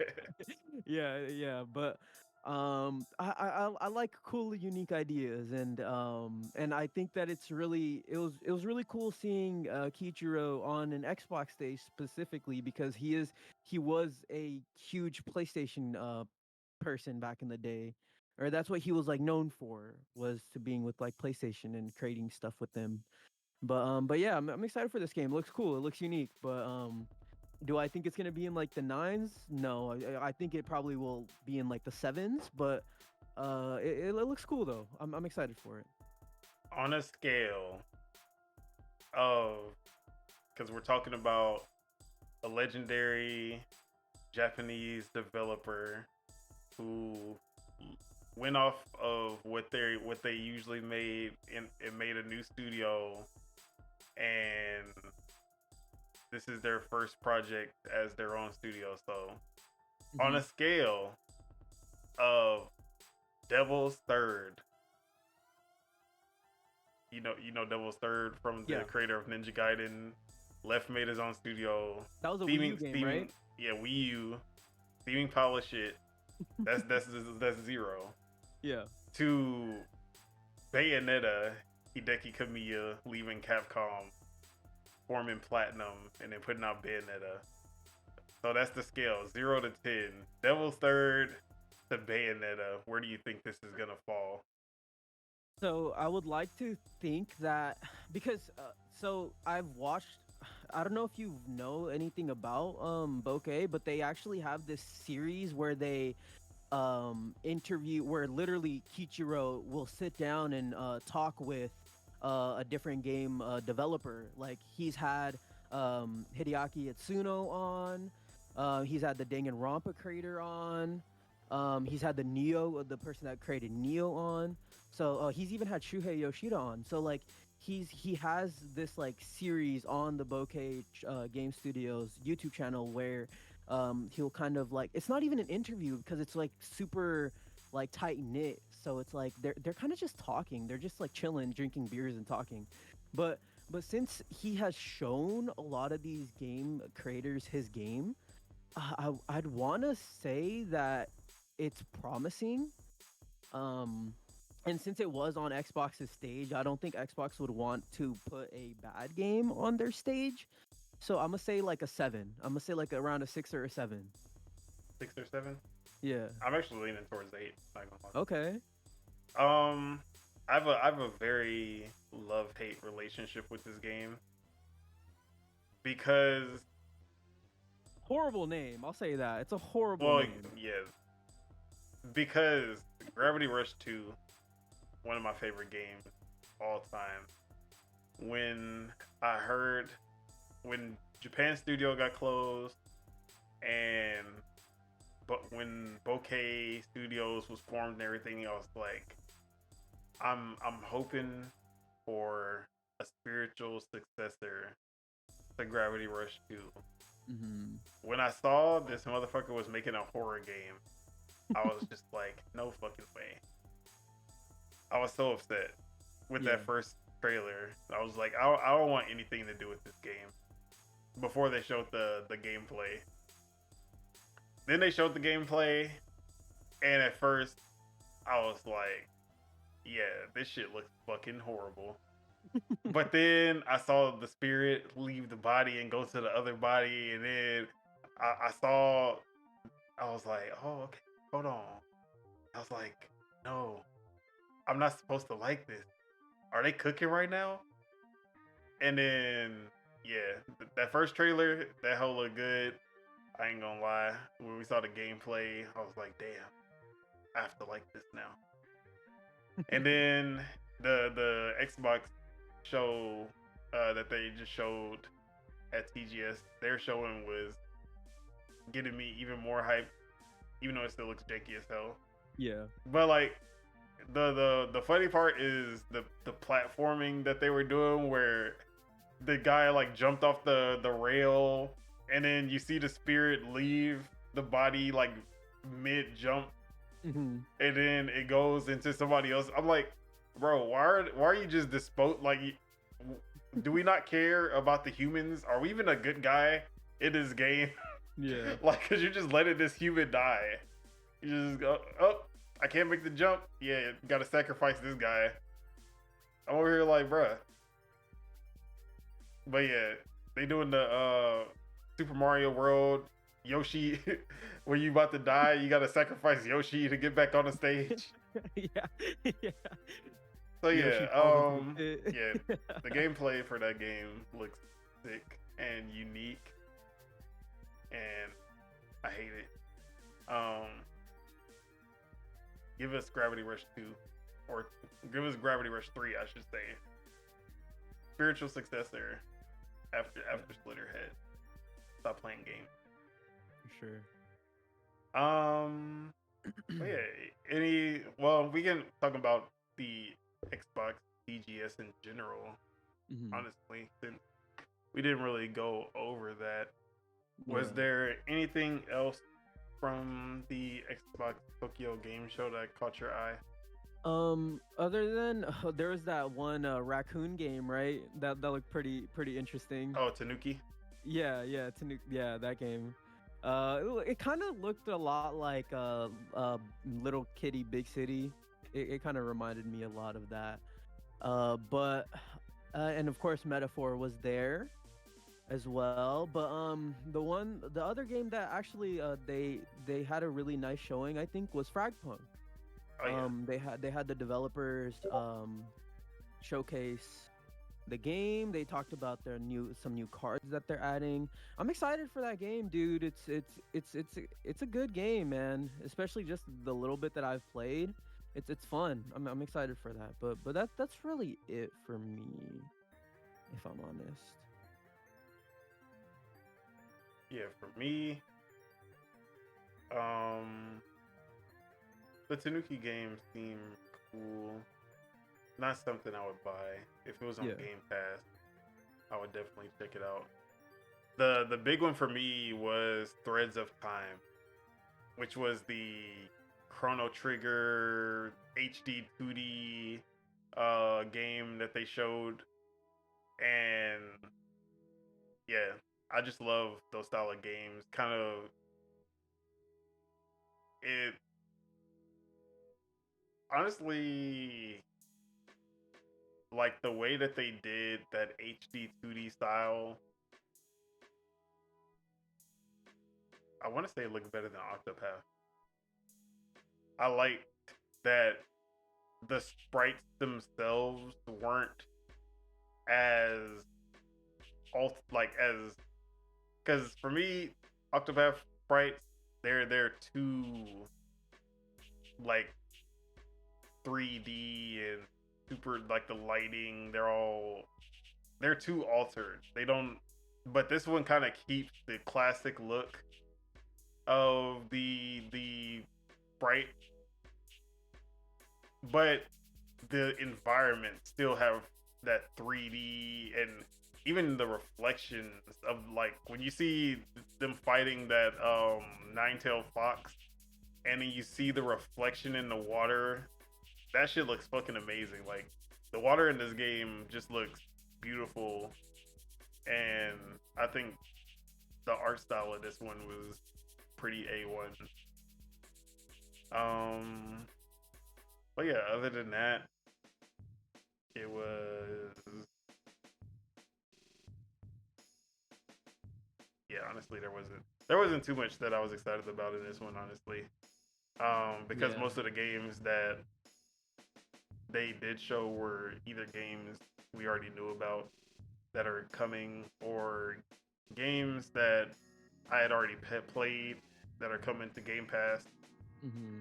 Um, and then the one game that I did kind of like that Shadow dropped, I played it and then I didn't like it. Yeah. All you need is help. So, um, I gave it a 6 out of 10. Okay.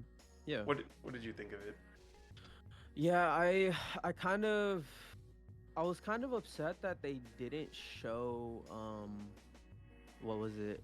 Nine Souls, because Nine Souls got announced for Game Pass, so I was like that could have been like a pretty big announcement for a Tokyo Game Show, Yeah, but um yeah, it wasn't bad, but I will say I think it was better than the PlayStation State of Play, just by a little bit though. So yeah. I'm That's why probably with I you. gave it a 6.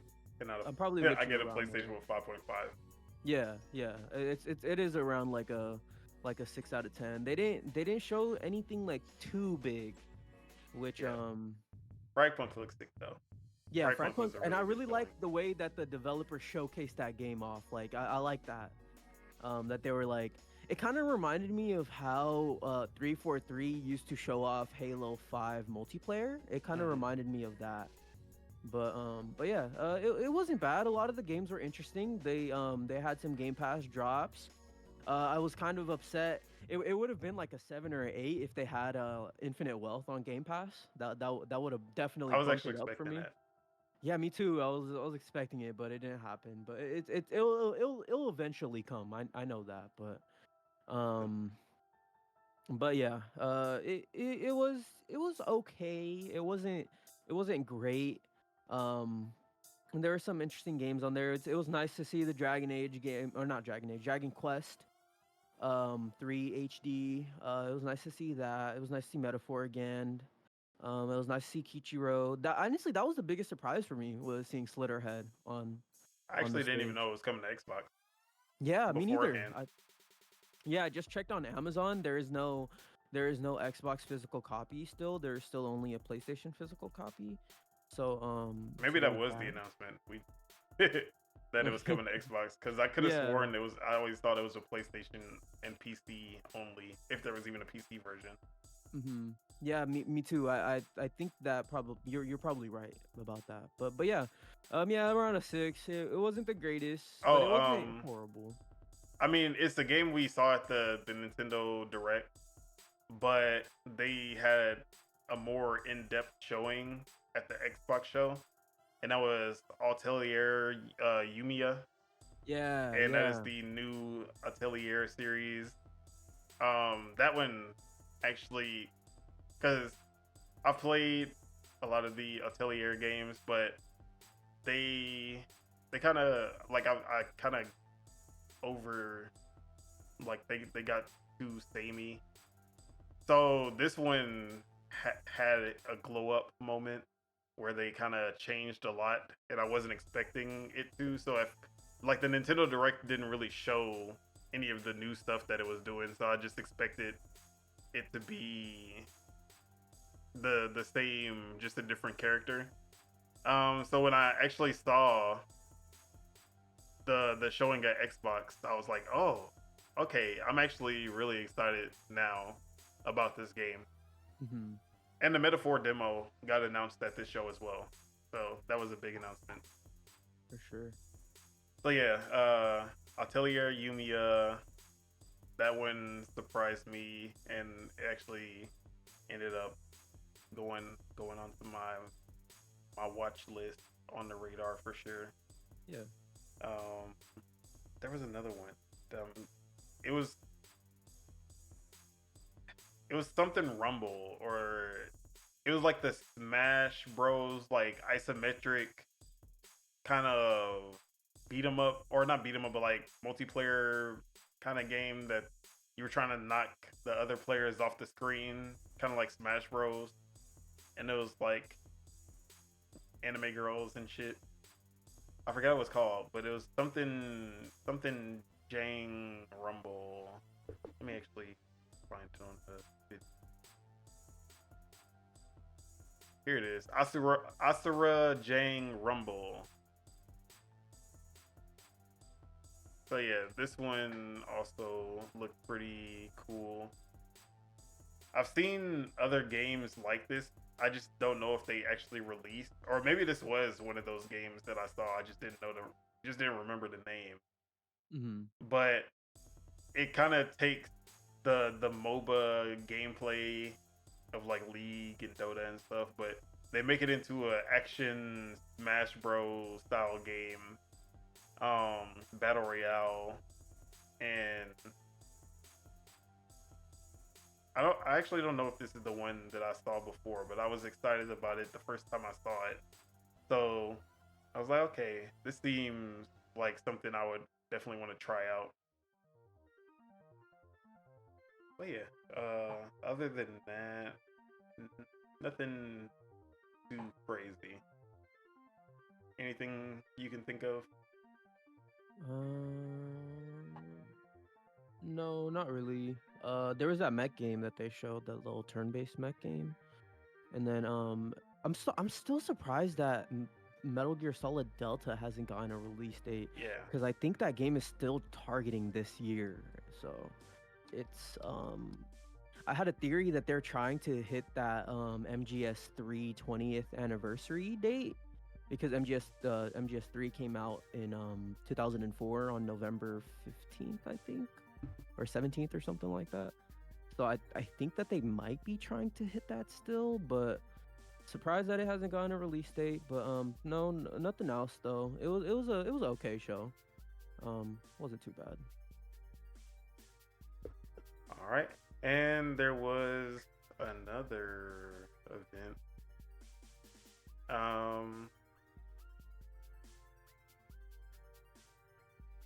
So the other event that took place at TGS, or I guess it wasn't technically a part of TGS, but it took place around the same time, and that was Level 5's Vision 2024.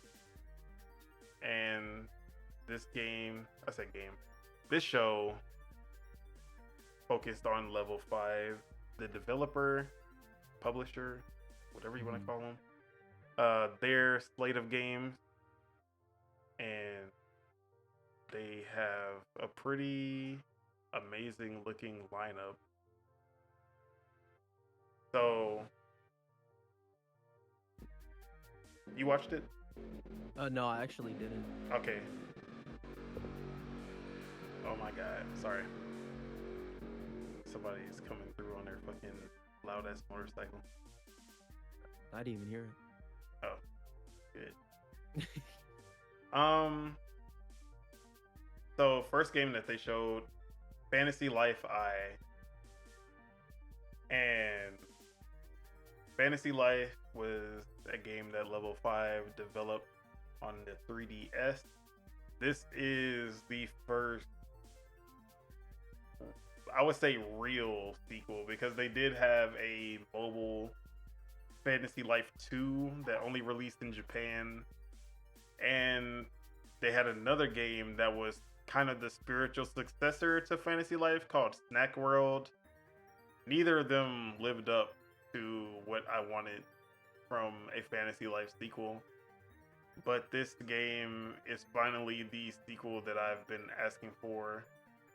Fantasy Life was one of my favorite 3DS games, and this game basically just builds on that and levels it up to what you would expect from a Switch version. More lifestyles, open world, 4-player co-op. You can switch your lifestyles at any time. You can swim. You can build your island Animal Crossing style, and then have your friends come visit, and you can trade items, furniture. Is really, that's probably the biggest part of this game, is that the if they can get the Animal Crossing community to take a liking to this game, because they've taken everything that you expect in an Animal Crossing game, even like having different villagers on your island. So basically, I would say if you don't play Animal Crossing because there's not enough to do besides just customizing your island and getting items and talking to villagers, this is Animal Crossing with a full-blown action RPG on top of it. And yeah, like this is me. This is a me game. 100%. This is for me. Um so yeah, it's an action RPG. There's different lifestyles that you can pick. Some of them focused on adventuring, like like literal adventurer or spelunker or warrior, knight. And then they'll have non like adventure, just slow lifestyle type of ones like chef, blacksmith, um, woodcutter, and you'll still be able to go out and fight while doing that, because sometimes you'll have to go fight to get ingredients if you're a chef, or you'll have to go to minefields that have enemies infesting it if you're a blacksmith. So there will always be battles, at least if it's I'm kind of going off of what the 3DS did, but they'll have these mini games that'll be like the focus of what you're doing. So they'll have like a cooking mini game, and I just love those mini games. They're all different depending on what lifestyle you do. Like the chef one and the blacksmith one will be different, and they get progressively harder the further you progress through the level. So you basically want to become a master of every lifestyle in the game, and that's basically how the game goes. And you basically choose a lifestyle, try to become like level it up until you're a master, and then you switch to the next lifestyle, and you go on like that. And yeah, that was definitely one of my favorite announcements, because I've been waiting for this game since the original Fantasy Life, because there were a lot of nitpicks that I had, even though the game was great. One being like the multiplayer, and then another one being uh better combat, more to do.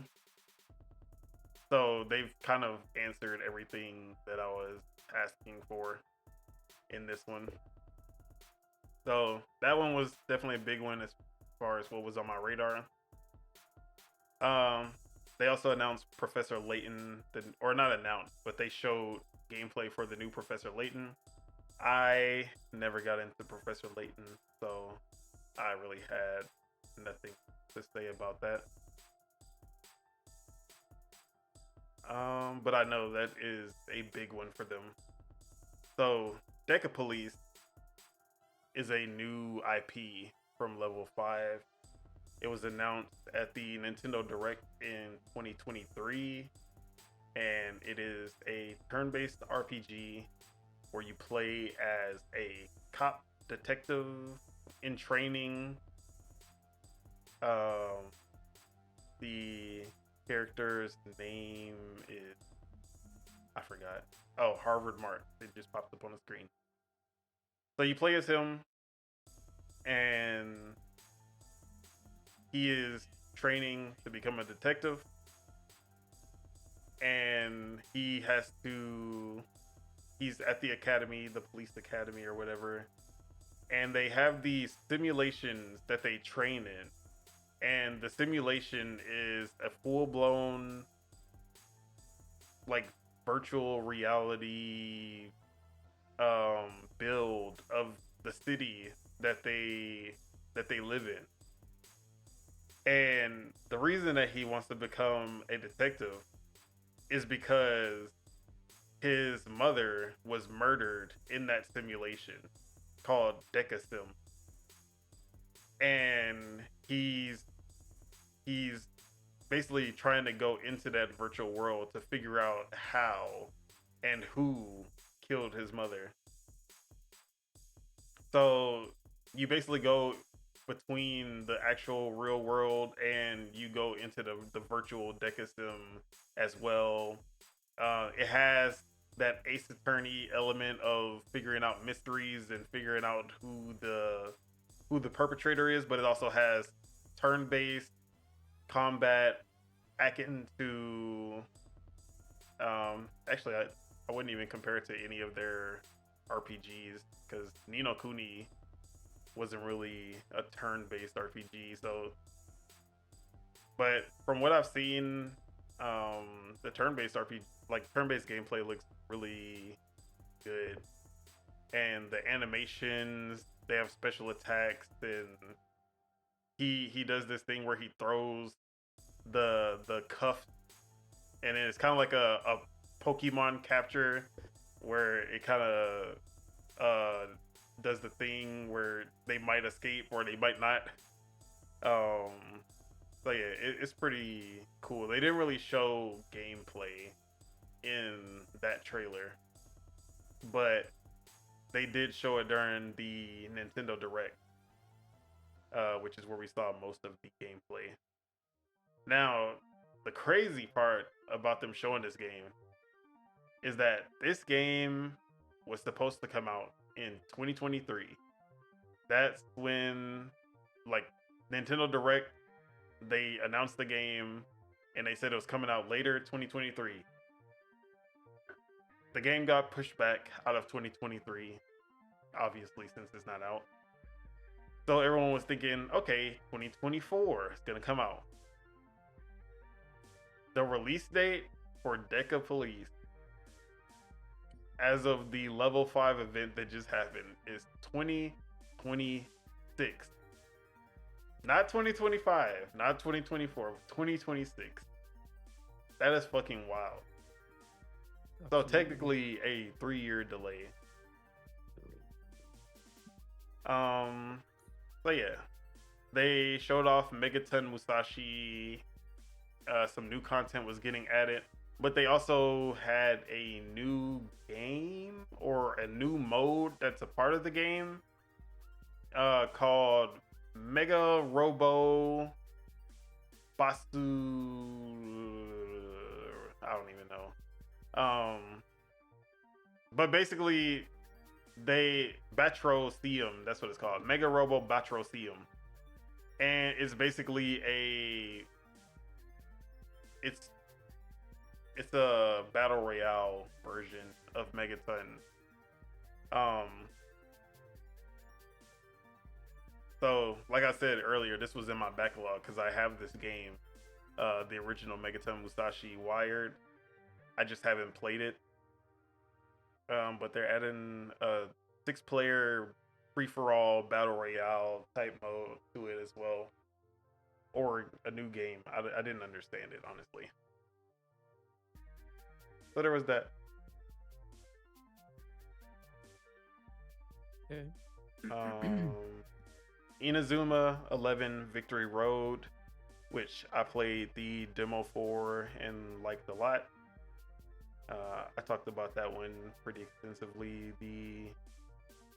in earlier episodes, but it's the newest entry in the Inazuma 11 series. Levels it up a lot from the DS version that I played previously, and even has turn-based turn-based combat included in between the soccer games and the story mode. But yeah, thought that was pretty cool. They went really deep into this one. There was a really long segment about it. So then after they showed that, Jesus Christ, they talked about this game for a long ass time. Okay, so after that, they announced one of two new games. The first one being Inazuma 11 Remake, a remake of the original DS game, the only other Inazuma 11 game that I've played. So I'm actually pretty hyped because the remake actually looked pretty good. Kind of went with the Pokemon. What was the remake that they just did? The Diamond and Pearl remake. Yeah. Brilliant Diamond, whatever Shining Pearl. So it kind of had that, but the cutscene animations looked really good. It's fully voiced now. So yeah, it looked really good, and it looked like they put a lot of effort and love into it. So I'm pretty hyped to play this one. You can use the touchscreen like you did in the DS, or you can do it like the new age style as well. But yeah. And then the last game that they showed was a new announcement, and I'm still confused on this one because he says it's inspired by the legacy of Yokai Watch, and it's an entirely new project, but it is the next Yokai Watch. It's just not called Yokai Watch. Mm-hmm. So I didn't understand that at all. Either way, this game looks great. It's called Holy Horror Mansion, and the animation style of it is really unique. It's like a mix of Pixar and anime, and it's very expressive. The character movements and camera work is really cool. What I don't understand is how this game works. So they're doing this cross media thing where they have a bunch of artists that are a part of the game, or they're marketing the game. Like, I didn't know anyone except for Pico Taro, which is the Apple Pen guy. I have an Apple. You don't know. But it was like a funny YouTube. Like it was a hit on YouTube. But they have like they have an idol group. They have that like Pico Taro, and they have like I think it was 4 different like artists, and it looked like each artist represented a world that the player would visit, and then they would have certain yokai that are associated with them as well. So I don't understand the cross media part. But as far as the gameplay, it did seem like they were kind of going with what Yokai Watch was. just taking it in a different direction.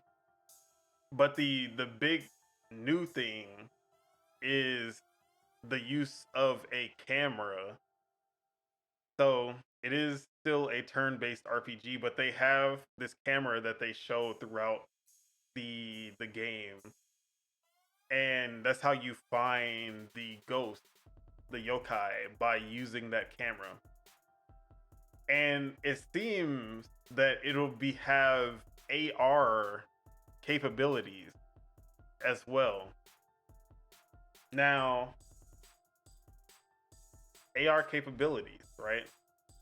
So that means the device that you're playing on would need a camera. And at the end, they said platforms a secret. Platforms were a secret. Now, last time I checked, every platform that is out right now, let's go through them. The PS5, you can put there is a camera attachment for the PS5, but you can't really do AR with it because you'd have to be able to move it around. So we can, and I guess you could say, no, I don't even think the PSVR 2 has AR capabilities. It doesn't. So no, you can take that out. So PS5, debunked. Xbox definitely does not have any camera. They learned their lesson with the Xbox One. So we can take out the Xbox. Okay, so consoles are taken out. Then you would think, well, mobile, that would be the most obvious, right? But then, why would you need to keep that a secret? Like, you wouldn't need to say, yeah, platform is a secret. If it's mobile, especially in a Japanese conference, that's not something that you would hide. And then you could also say, like, MetaQuest, but again, it's like it's out, and it didn't seem like a VR game at all. So what could possibly be the secret hardware that they're building this game for that has AR capabilities? The Ouya 2. The Ouya 2. And obviously we all know what it is. It is Soldier Game. Let's fucking go. Soldier Game 3. It's over. He's back. Exclusive game for the Soldier Game. Nah. It's obviously the Switch 2. So this basically acted as not only an announcement of the first big announcement for the Switch 2, but also it acts as a leak kind of what kind of features we're gonna see on the Switch 2. So maybe AR is gonna be that gimmick that we were looking for. Mm-hmm. That Nintendo gimmick, because obviously they can't just, it's Nintendo. They can't just upgrade the hardware and call it a day. Mm-hmm. But what do you think? Am I crazy? Am I overthinking this? Am I? Not at all. I think you're right on the money. I think it was rumored that like when that like behind the closed door thing that happened last year at Gamescom, I think it was rumored that the Switch 2 was there. And I think from that there was some leaks saying that it had augmented reality features, but yeah, I think this is definitely a Switch 2 game for sure. And a little fun fact about me and Soldier Boy, we actually share the same birthday, so I just wanted to put that in. You go. We do, which is super fucking random, but yeah, no, it's definitely Switch 2 title. Switch 2 definitely is gonna have some gimmick, and yeah, it'll probably be AR. And this isn't the first time that they've done AR. Yep, I was just about to say they toyed around with it with the 3DS. Yep, yes sir. Love that. It was that shit was mind blowing to me when because I got the 3DS without really knowing what it was besides the next DS, and it did 3D. So I didn't even know about the AR thing. I just kind of took it out when I was just messing with it when I bought it, and then it's like, what are these cards? And I was like, they're like, yeah, use the camera. And then I played the one where you're shooting the drones in your room, and I'm like, bro, this is fucking crazy. So yeah, I can't wait to see what they can pull off going all out on AR. Mm-hmm. Because we know if Nintendo goes all in on an idea, they will do some shit with that idea more than Meta and whatever the fuck they're doing. Yeah. But yeah, that was the level 5 event. Oof.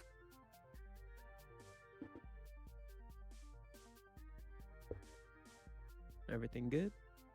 Yeah. Give me just a second.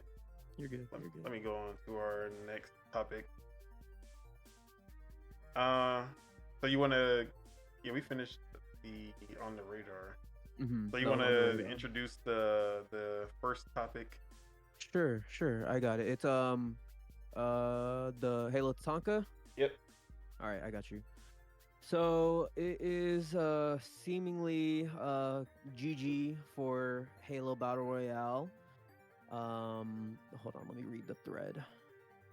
There's a thread with the key feature. Okay, so Project Tatanka was a Halo Battle Royale game that was in development. It was, I don't think the team that who was actually making it. It wasn't 343, Certain right? Affinity. Certain Affinity, there you go. So yeah, so Halo Project Tatanka was in development at Certain Affinity, which was supposed to be a battle royale mode for Halo Infinite, which was then kind of transferred to be kind of like a project on its own, but it's looking like it's over for that project. Seemingly in 2023, it looks like it got canceled.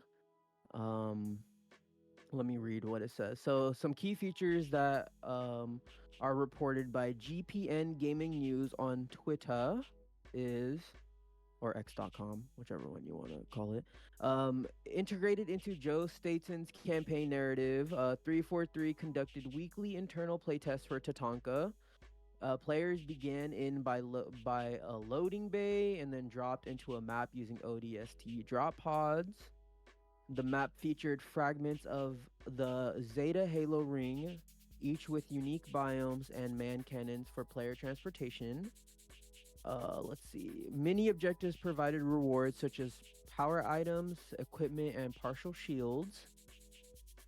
Just reloaded. Tatanka was rebranded to a Project Eckhart, Eckhart after leadership change. Former developers reported that Tatanka/Eckhart was canceled in 2023 to prioritize the next Halo game. So yeah, it's looking over for Project Tatanka, which is unfortunate because I think if it had a battle royale mode, it would have been pretty big because Halo has big maps already. It already has big team battle, which is like a pretty big game mode and stuff. But it was just really missing a battle royale mode, which is sad. But RIP Project Tatanka. And even if it wasn't just straight up battle royale, another thing that they should have used or at least brought back could have been like Warzone from Halo 5, which was big 24 player battles, but like expanded it to make it even bigger, even more bombastic. Yeah. And it was like PvE basically. But yeah, this was definitely not what I wanted to hear because I've been waiting on this since the launch of Halo Infinite. The dream of the Halo Battle Royale, because like that has always been something I've wanted because Halo just fit battle royale so perfectly. And everything that I've said that they should do was a part of those details as far as the ODST and yeah, like yeah. My one hope that I'm still holding out for is that I'm hoping that this will be, instead of being completely canceled, it'll be repurposed into the the full next Halo game instead of being a standalone project. Hmm. Yeah. So, because this is, I'm pretty sure they did enough that it would be a waste and a shame to just throw all of that out. Hmm. I concur. But yeah, this is something I've been waiting on for a while. So it was sad to see. Not only was it canceled before we even got to see it, which I think will be better for me because if I see it and then it's something I really want and it looked good, like that Spider-Man, I'm gonna be hurt. Last of Us factions. Yeah, yeah, for sure. It's definitely sad. Hopefully, yeah, hopefully they can figure out something for the next Halo game. Do you think Halo can come out again without a mode like that? Just another arena shooter only? Or do you think it will suffer the same fate as Halo Infinite? Yeah, I think they got to do something new that taps into what people like are like looking for, I guess you could say. Like maybe it could have some hero shooter sensibilities, or maybe it can have some sort of like super competitive like 5v5 round based mode or something like that.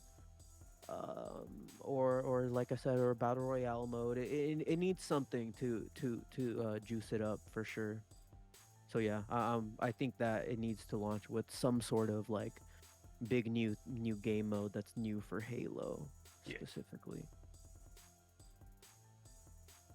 All right. You had anything else to say, or No, Xbox, get it together with Halo, please. for sure? We I don't think Halo can survive another Infinite situation. Hmm. All right. With that, let's move on to the next news topic.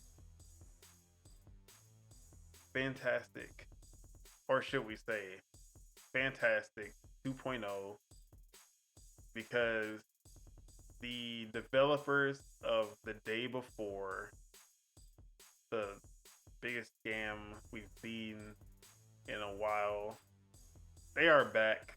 Outside of Star Citizen. Yeah. They are back as Fantastic 2.0, showing that it's not the same.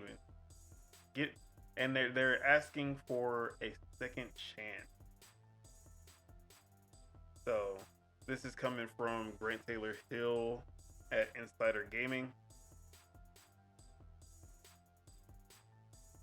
So they have a new Kickstarter campaign, and he goes on to say, in December 2023, the day before, a long-awaited, highly anticipated survival shooter was released by Fantastic after years of development.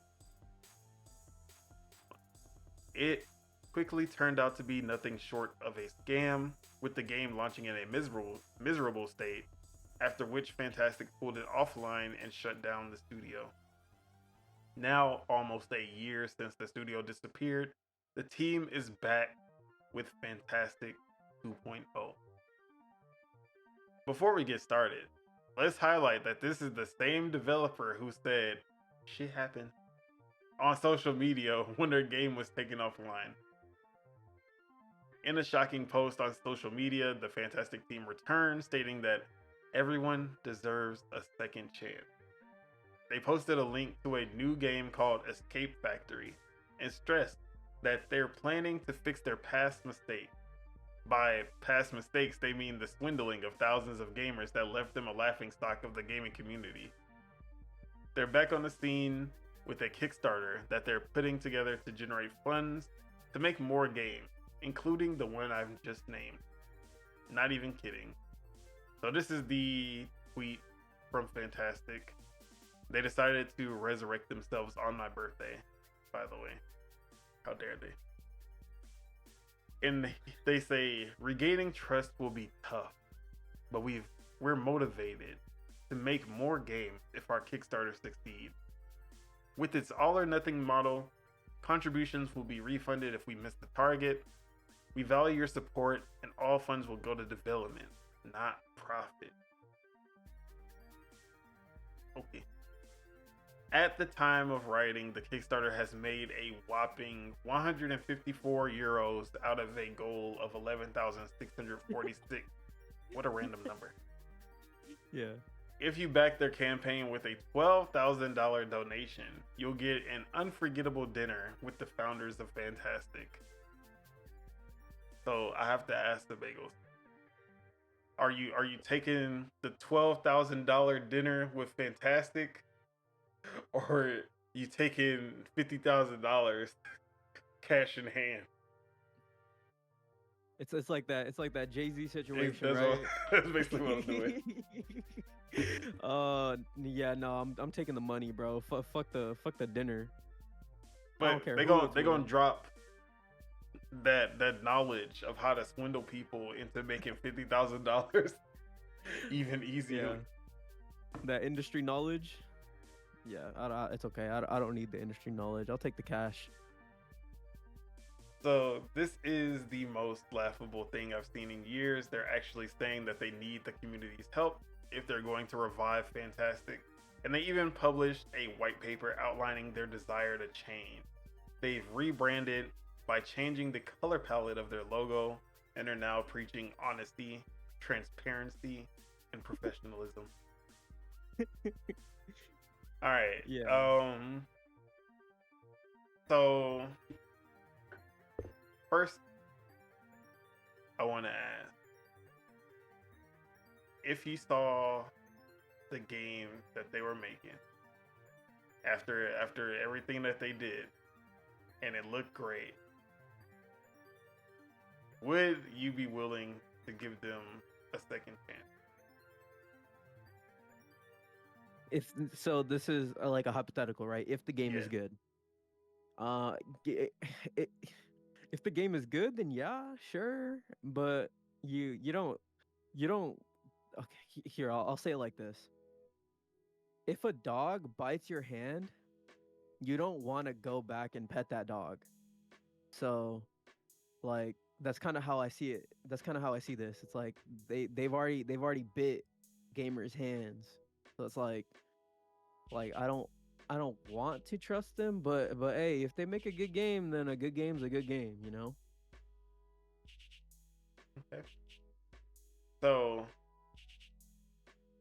if they just showed off some crazy ass gameplay looking nice, graphics looking nice, and you saw that Kickstarter, would you be willing to back?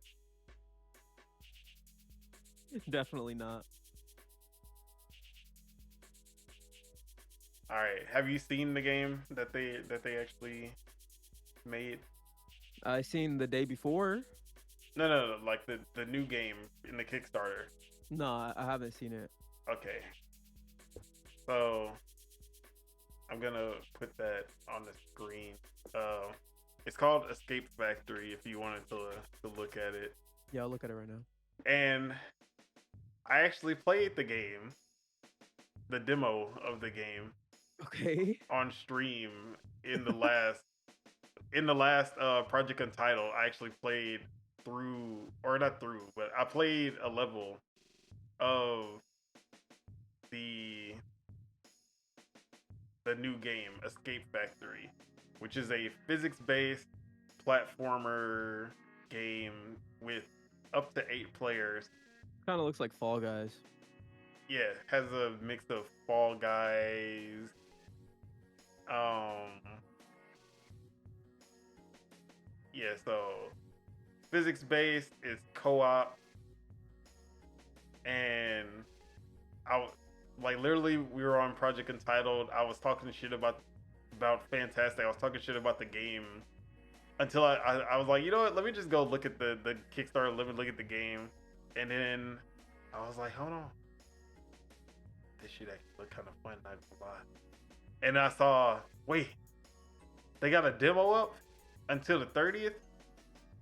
So then I literally played the game on stream, like live during the podcast. Downloaded it, played it, and it definitely played and looked exactly like the trailer. So, congratulations. Not a scam, maybe? Question mark. But the game actually, my only nitpick was that there was no controller support and it's a fucking platformer.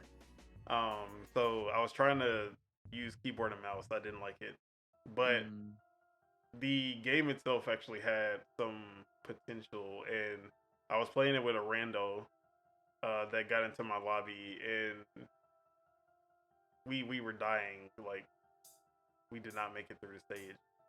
But I was like, you know what? This would be, if Fantastic was not behind this game and it was just a new studio that just came out of nowhere, this game I could see blowing up on Twitch. It has that streamer game quality to it because of the goofiness and the 8-player co-op. You can get big lobbies. There's a lot to like about the game. So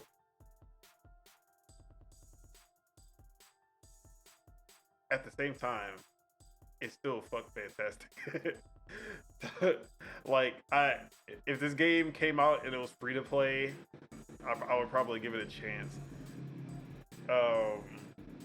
If they wanted me to pay money for this, nah, not happening. But I will say I gave them a fair shot, and they actually didn't. I mean, like they at least dropped the demo so that people could play it, and it worked. So that I can give them that at least. Okay. Now, watch the demo is the only thing that they have done, and then once you back it on Kickstarter, you just, here you go, the 2 levels of the demo. Gotcha. But yeah, I don't know, man. It's a lot of scammy games out there nowadays. Yeah. For sure. Yeah, anything else you gotta say on Fantastic 2.0 or Escape Factory? Anything? I mean, it kind of has like Fall Guys tendencies. So, if you guys are interested in Fall Guys, I guess you can keep your eyes on it. But I'm cool. I'm cool off of it, at least as of right now. I don't really trust them. But I mean, shit, they put out the demo, so hey, more power to them.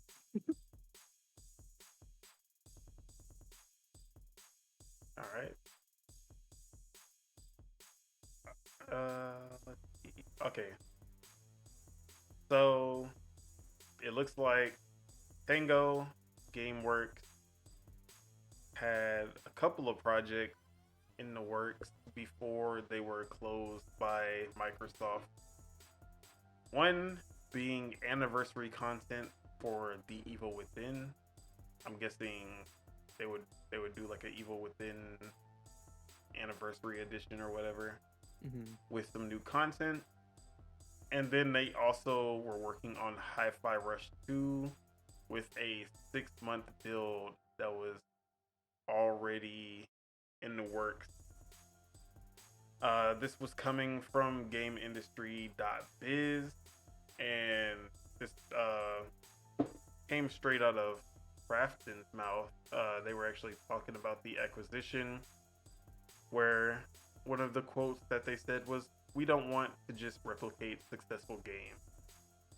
Basically explaining their reason behind acquiring Tango Gameworks. So, I can't remember if we actually did a topic about this in earlier episodes.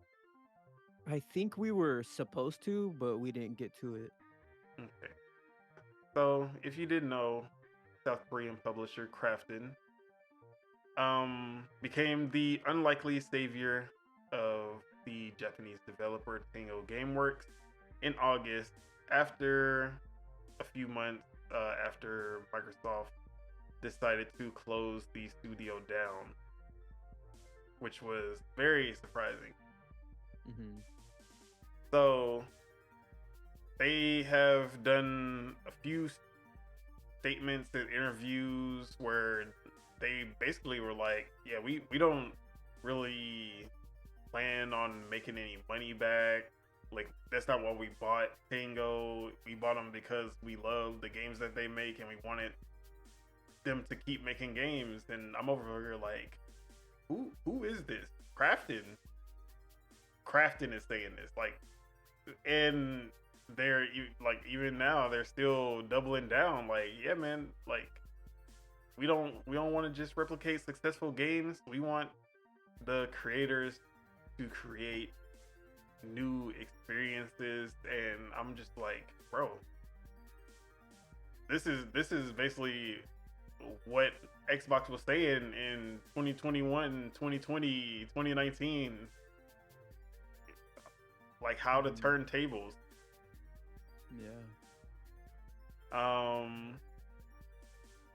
But just to, so they do talk about that they picked up about 50 out of 100 Tango employees, a little more than 50. And he said there's going to be about 70 to 80 joining. So they got a good amount of the developers. The rest, they found jobs before Krafton bought the studio back. So there are still some that will be missing because they already found new jobs. But at the very least, it seems like they got John Johannes and they got some of the main developers. So that is good that they were able to keep a majority of the team. They say that our key pillars are innovation, creativity, and scale up, which I'm guessing that means that Hi-Fi Rush 2 will be an even bigger project than Hi-Fi Rush 1. So, and he goes on to say, actually, I didn't even get the name of who is speaking. I think the person that is speaking is, I think, Krafton's head of corporate development, Maria Park. Okay. Yep, Maria Park. Sorry, I skipped that at the beginning. So she goes on to say, sorry, I've been saying he this whole time. You're good. So sexist, bro. Can't believe I did it. I'm so canceled. She says, we have been looking into the Japanese market quite seriously since last year. It was hard to find small to medium-sized studios who are in pursuit of their own titles. This was one of the rare opportunities. And she went on to say that they are in the works of getting the Hi-Fi Rush IP from Microsoft, but Ghostwire Tokyo and Evil Within will stay with Microsoft. So it was a pretty long interview. I didn't really want to read through the entire thing. Mm-hmm. But that was from GamingIndustry.biz. So if you want to hear see the full, read the full interview, go ahead and check it out there. But how are we feeling about the relationship between Krafton and Tango Gameworks? You feeling Yeah. confident? Well, so to start, when I first heard the news of Krafton acquiring Tango from Microsoft, I kind of, or really bringing them back from the dead, I was kind of skeptical, just because the guy that was working on the Callisto Protocol had like Striking no, distance. yeah, he had nothing good to say about Exactly. Krafton. He had nothing good to say about them. Glenn. Glenn Schofield. Yeah, Glenn Schofield. So I wasn't. I'm not gonna lie, I wasn't optimistic, but I mean, I would love to see a Hi-Fi Rush 2. Hi-Fi Rush was my game of the year of 2023. It was really good. It's one of those games that came out this generation that actually tried something new, that kind of tried to evolve game design, specifically with being a character action game, but also being like a rhythm game. Yep. But I mean, if this can get Hi-Fi Rush 2 to the finish line, and it can be good, then I'm for it. You know, they're saying all the right things, so you can't knock them for that. But yeah, I'm for them bringing a Hi-Fi Rush 2 out to the market for sure. Yeah, like you said, they've been saying all the right things, things that I never would expect Krafton or any big publisher to say. Um, a little too good to be true. No, I'm just kidding. Yeah, that's kind Um, of why I'm a kind of looking at it skeptically, but hey, I mean, we haven't they're gonna come up again. Crafton specifically. and how do you feel about them not getting the Ghostwire and Evil Within IP? And then that makes me think that Xbox is still planning on doing something with that, with those IP. But I'm I liked what I played of Ghostwire Tokyo, but I wasn't in love with it. And then Evil Within, I've never played those games, so I have no real ties to it. Evil Within one I enjoyed. I thought it was all right. Never played Evil Within 2, and then I thought Ghostwire Tokyo was meh. Yeah, it definitely was just kind of like, it was cool with the setting, especially, but it was a very like like not bland, but a very empty um checklist driven open world game. Yeah. Uh, sorry, Cog. Can't ride for it like you do. But yeah, this game. I mean, I'm definitely okay that they only got the Hi-Fi Rush IP because honestly, that's the only game that I would want them to be making, or at least like because they were the spooky, the scary story studio, and then Hi-Fi Rush just changed all of that, and now I honestly want them to do anything but horror after Hi-Fi Rush. Yeah, for sure. So yeah. Um, let's see what else came out of that.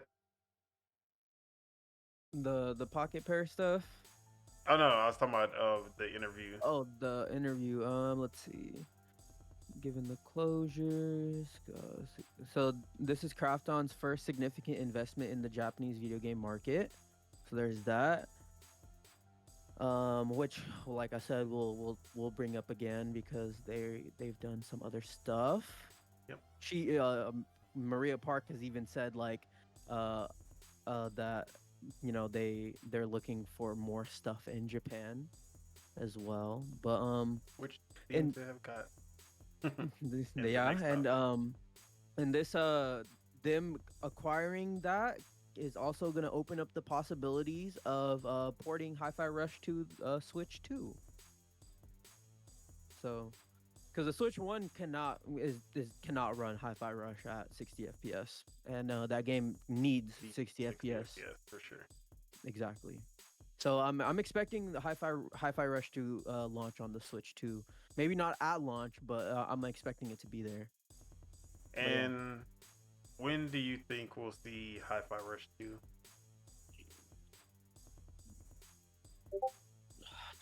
So it's 2024. Hi-Fi Rush came out last year. They were 6 months in development. No, this motherfucker. I'm gonna I'm gonna say I'm gonna say the earliest 2027.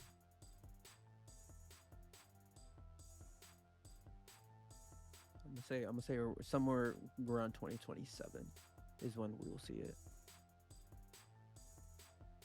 I was thinking 2028, 2029 maybe at the max. Mm-hmm. Depending on scale, right? Yeah. If they definitely scale the project up, then yeah, for sure, it'll probably be a little later. All right.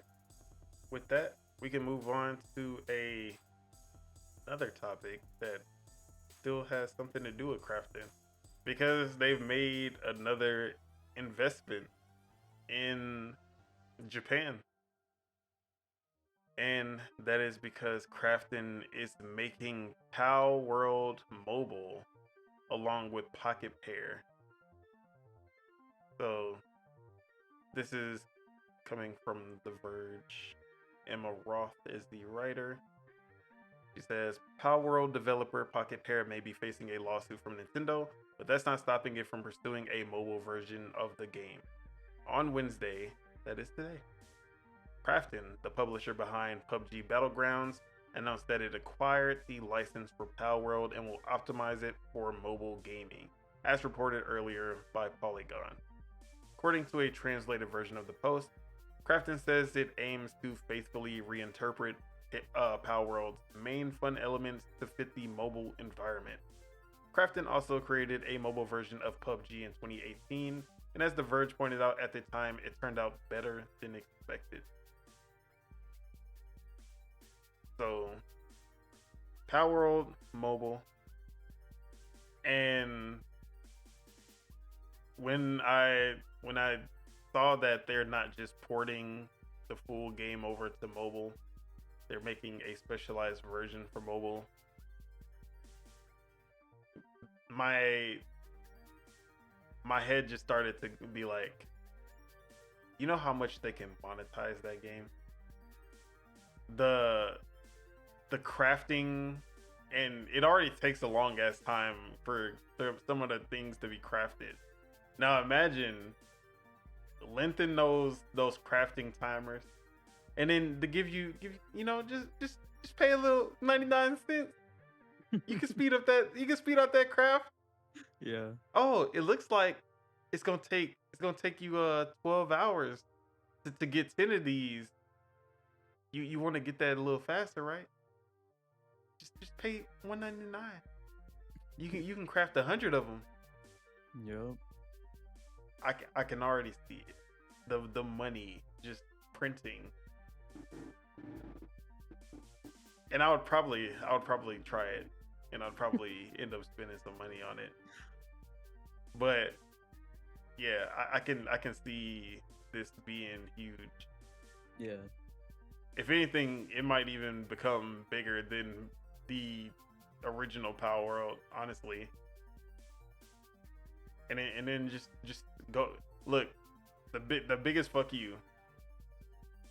AR version with a camera, Power World Go. Start throwing them Power Spheres. I don't know. Look, you see A pal just appeared. Shoot him in the face. Dude. That's funny. Yeah. But yeah, Yeah. how we feeling about Power World Mobile? Yeah. I mean, it's gonna print them money, so that's why they went for it for sure. But it's kind of crazy that this happened in the midst of them getting sued. That's definitely interesting.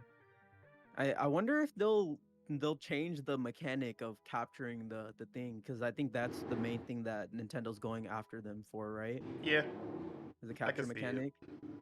Changing the But Pal Sphere to something not spherical.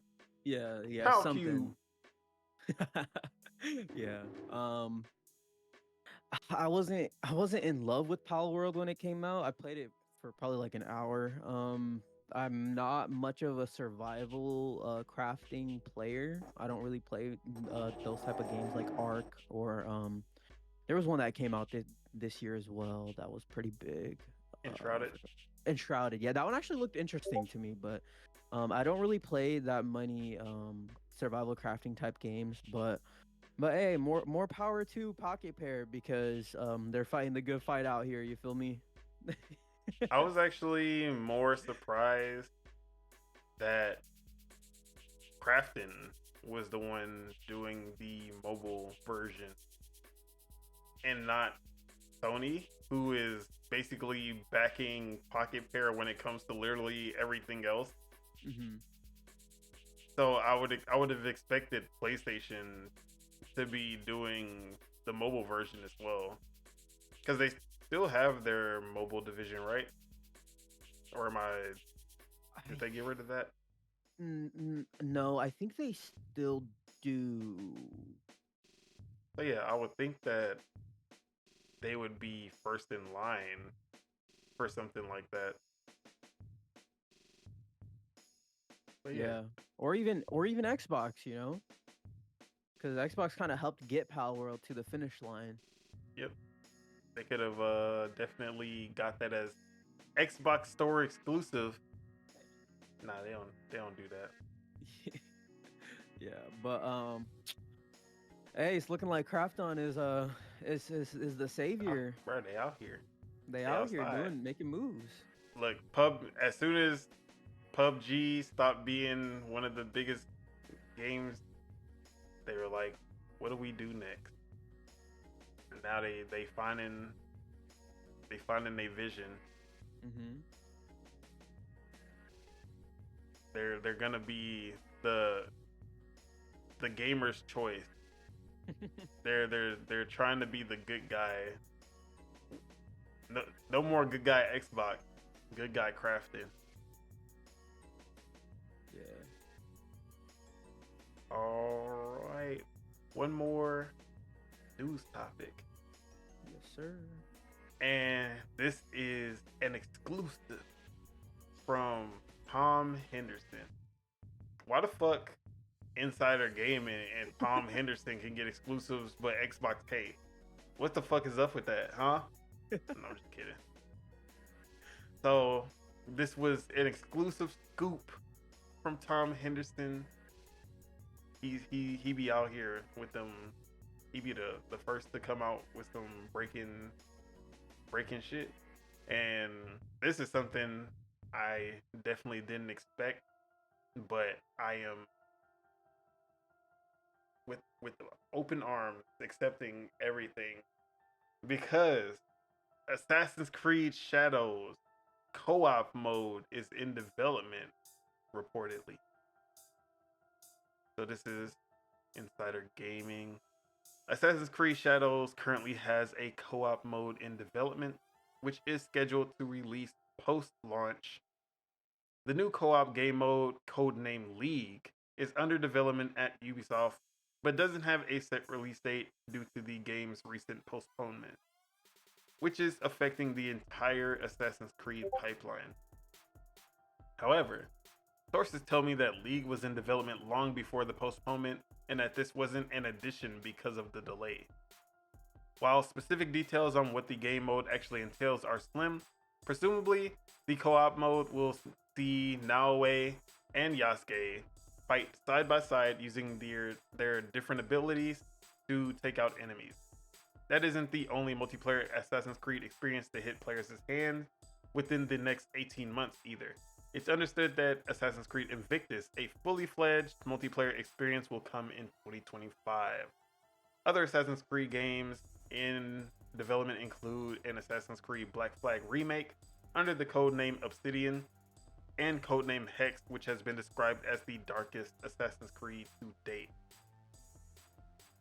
So, not only is Assassin's Creed Shadows getting its own co-op mode, but it seems we're getting a fully fledged Assassin's Creed co-op game similar to Assassin's Creed Unity as well. So as the co-op multiplayer boys, how are we feeling? Yeah. This is exciting. This is actually really exciting. I hope that it's not just like certain missions. I hope it's kind of like the whole thing.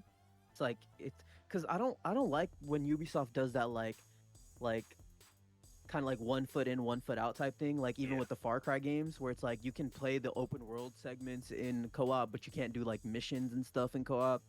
Far Cry 5 and 6 fixed it so you can do the full campaign now. Okay. So that's good. The older ones, I know what you're talking about though. Far Cry 4 definitely failed the multiplayer.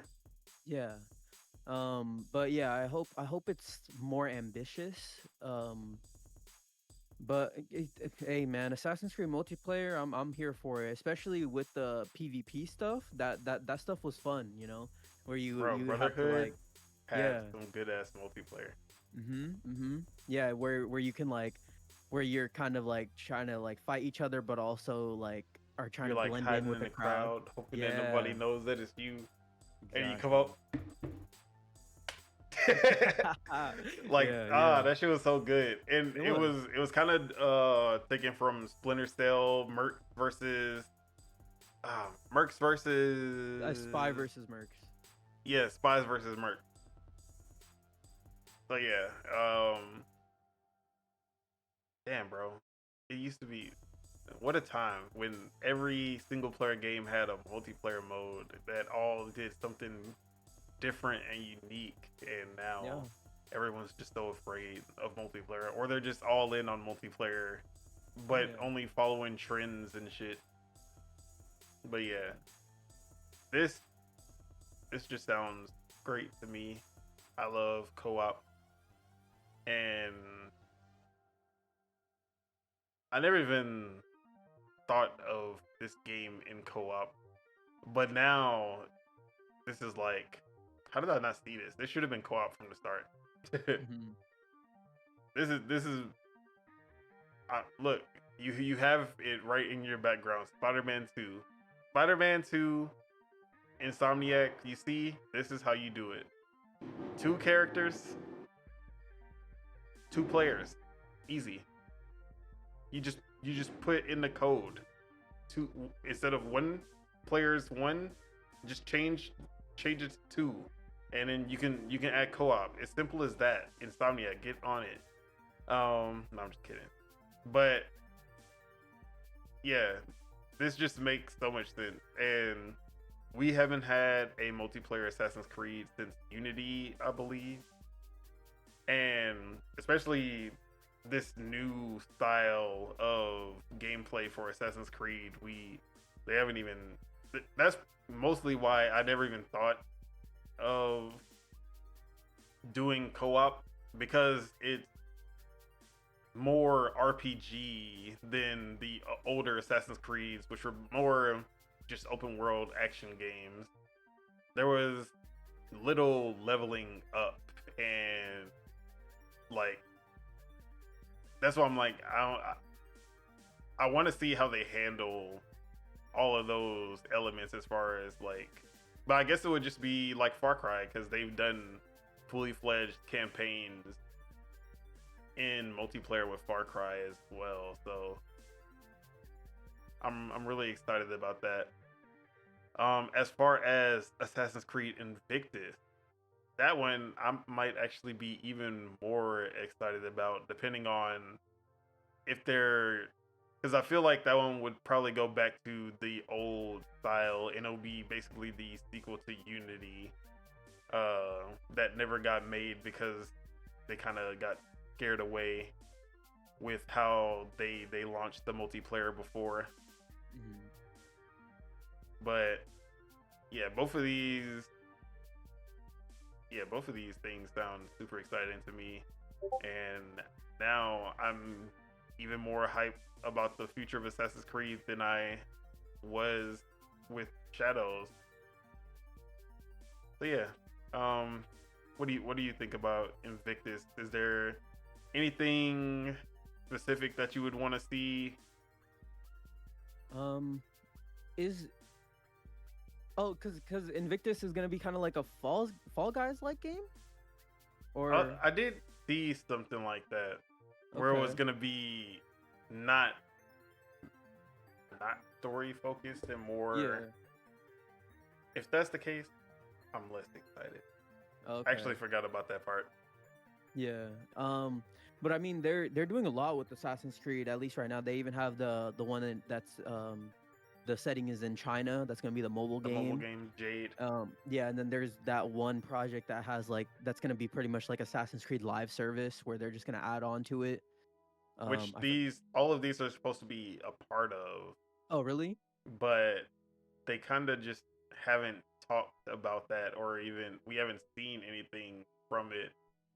What was that? What was that like code name called? It was called like Nexus or something like that. Yeah, let me see. I forgot what it was called, but yeah, It was it was basically supposed to be like how Call of Duty, you're able to exactly. just switch between the games through like you this just the Call of Duty app, and then you're able to go from Modern Warfare 3 to Black Ops 6 to whatever through that one app.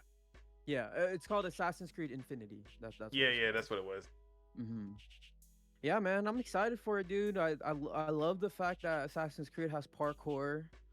They could definitely do some cool, unique things with multiplayer with that, especially if they're gonna do the Fall Guys route. Maybe if they're gonna have like a bunch of little characters running around doing parkour, hopping over obstacles and stuff like that. That actually sounds pretty fun.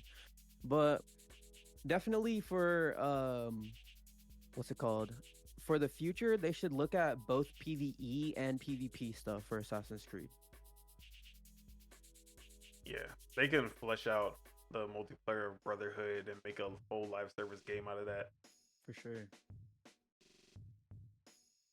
So yeah, I'm reading up on when Infinity was announced. Red, which was Assassin's Creed Shadows, was supposed to be a part of that, Hmm. and then Hex Day or Hex, I don't know how it's supposed to be said. They did kind of show a little bit of that, and that was basically going to be witchcraft. Like it was supposed to be assassins with witchcraft. So I thought that one was actually gonna be like from the premise of it.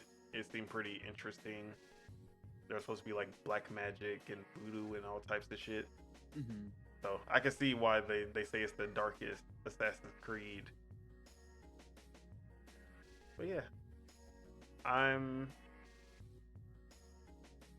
even amongst all the Ubisoft turmoil, I'm still very excited about Same. the future of Assassin's Creed. Yep. All right. Any final word on the topic before Um. we wrap up the show? Yeah.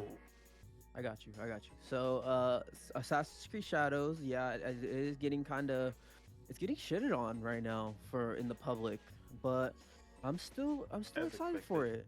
I'm still excited for it. I have a really soft spot for Assassin's Creed, especially going back to Assassin's Creed 2 and Brotherhood and Revelations. I think I name dropped Revelations on the last Yep. episode if I remember. But I have a soft spot for Assassin's Creed, and I'm gonna be there. I'll be there. Maybe not day one. I'll probably get it day one, but it's coming really close to Avowed, and I'm kind of more excited for Avowed. I'm excited, man. I just hope that Ubisoft does something unique with the story that they're proposing. Like, I just hope that they actually like go like 100% with it and not like kind of like 50-50. Like, I hope they do something cool with the story and stuff like that they're putting out there. But I'm excited for it, man. I'm excited for it. I'm Yeah, rooting for Ubisoft. same. Although story, Ubisoft, that's the one weakness that they've had in a lot of their recent games. Yeah, sure. Um, except for Valiant Heart. Yeah. That's the Valiant Heart. If you haven't played it, play that game. One of the best stories Ubisoft has ever told. For sure. But yeah, with that, that is it. That is all we have for you today. Thank you guys for tuning in and for all the people leaving comments in the chat. We do appreciate the support. Make sure you guys hit that like because we love you guys and it helps us grow this channel. If you're not subscribed and enjoyed the show, make sure you hit that subscribe button so you can stay updated whenever Dual-Wield Gaming Podcast comes back, as well as Project Untitled Gaming Podcast. So, looks like this one will be another Thursday release, 2 p.m. Central, 3 p.m. Eastern, 12 p.m. Pacific. And make sure you tune into Project Untitled Gaming Podcast, which goes live every Saturday, 12 p.m. Or, sorry, lately we're doing 2:30. 2:30 p.m. Central, 4:30. No. I fucked up. 2:30 p.m. Pacific, 4:30 Central, right? What am I? No. I'm fucking up. It's 12:30. Okay, yeah. I had it right the first time. 2:30 Central, 3:30 Eastern, 12:30 Pacific. Okay. The time zone change got you fucked Yeah, up, huh? man. But yeah, let's go ahead and get those outros out the way. The bagels. Where can we find you? What you got going on this week, next week? Yeah. So, I have been low key terminally online lately, so y'all can find me on the streets of the web. Definitely trying to work on that, but it's just because I've been doing so much work, like homework on my computer, so it's like it's just so easy to be, on Discord or on Twitter or fucking around, But y'all can find me on Twitter, Subeg Dollywall. Y'all can find me on Twitch at Subagels. Been streaming a lot more lately. I think in the past week I've gotten like 4 or 5 streams. My last stream I was literally just talking. I didn't even play anything until like 3.5 hours in, and then I only played for like an hour. So I was talking. I was ranting a little bit about PlayStation. Not gonna lie, but which was funny too because while I was ranting, the PlayStation servers went down. So y'all can think of that as you will. Um, yeah, so I said my Twitch, I said my Twitter, YouTube, youtube.com/2bagels. Y'all can go check my video out on the Plucky Squire on Lognet's YouTube channel. Please go check that out. I'm definitely trying to do more video content as I work more and more with Lognet, and I definitely appreciate them for giving me that platform for sure. And yeah, I'm chilling, y'all can reach me on my DMs if y'all want to talk to me and whatnot. It's all good. But yeah, that's everything that and what I got planned. Definitely some more homework. I had like almost 10 assignments due this week, and I've gone through like 4 of them, so I still got stuff to do there. I want to play through more of Echoes of Wisdom, and I want to play through more of Starfield. All right. As for myself, you can find me on Twitter, Pasta Feet, F3ET. You can also find me on twitch.tv/Don Solo, or at least you can find the channel. I don't think you'll find me there. And other than that, you can find me right here on YouTube, Don Otaku, where we'll be doing Project Untitled and Dual-Wield. I'm probably gonna be playing the same games. Metaphor, finishing up that demo, Aura History Untold, and Zelda, and then Throne and Liberty as well. So be having some more gameplay for that. But with that, what are we leaving the people with today? Okay, I got y'all. So the workouts that I want y'all to do this week is I want you guys to walk on the treadmill, put that shit on incline at 12, put that shit on speed at 3, do that shit for 20 to 30 minutes. That's a great form of cardio. So do that, and do your lunges. Do some weighted lunges. And the message that I want to leave with y'all today is nobody can go back and start a new beginning, but anyone can start today and make a new ending. Bars. All right, with that, get the fuck out of here and go do something. I'm just kidding. I love y'all. Peace out, y'all. Bye bye. Peace out. Have a good night or day or whatever the fuck.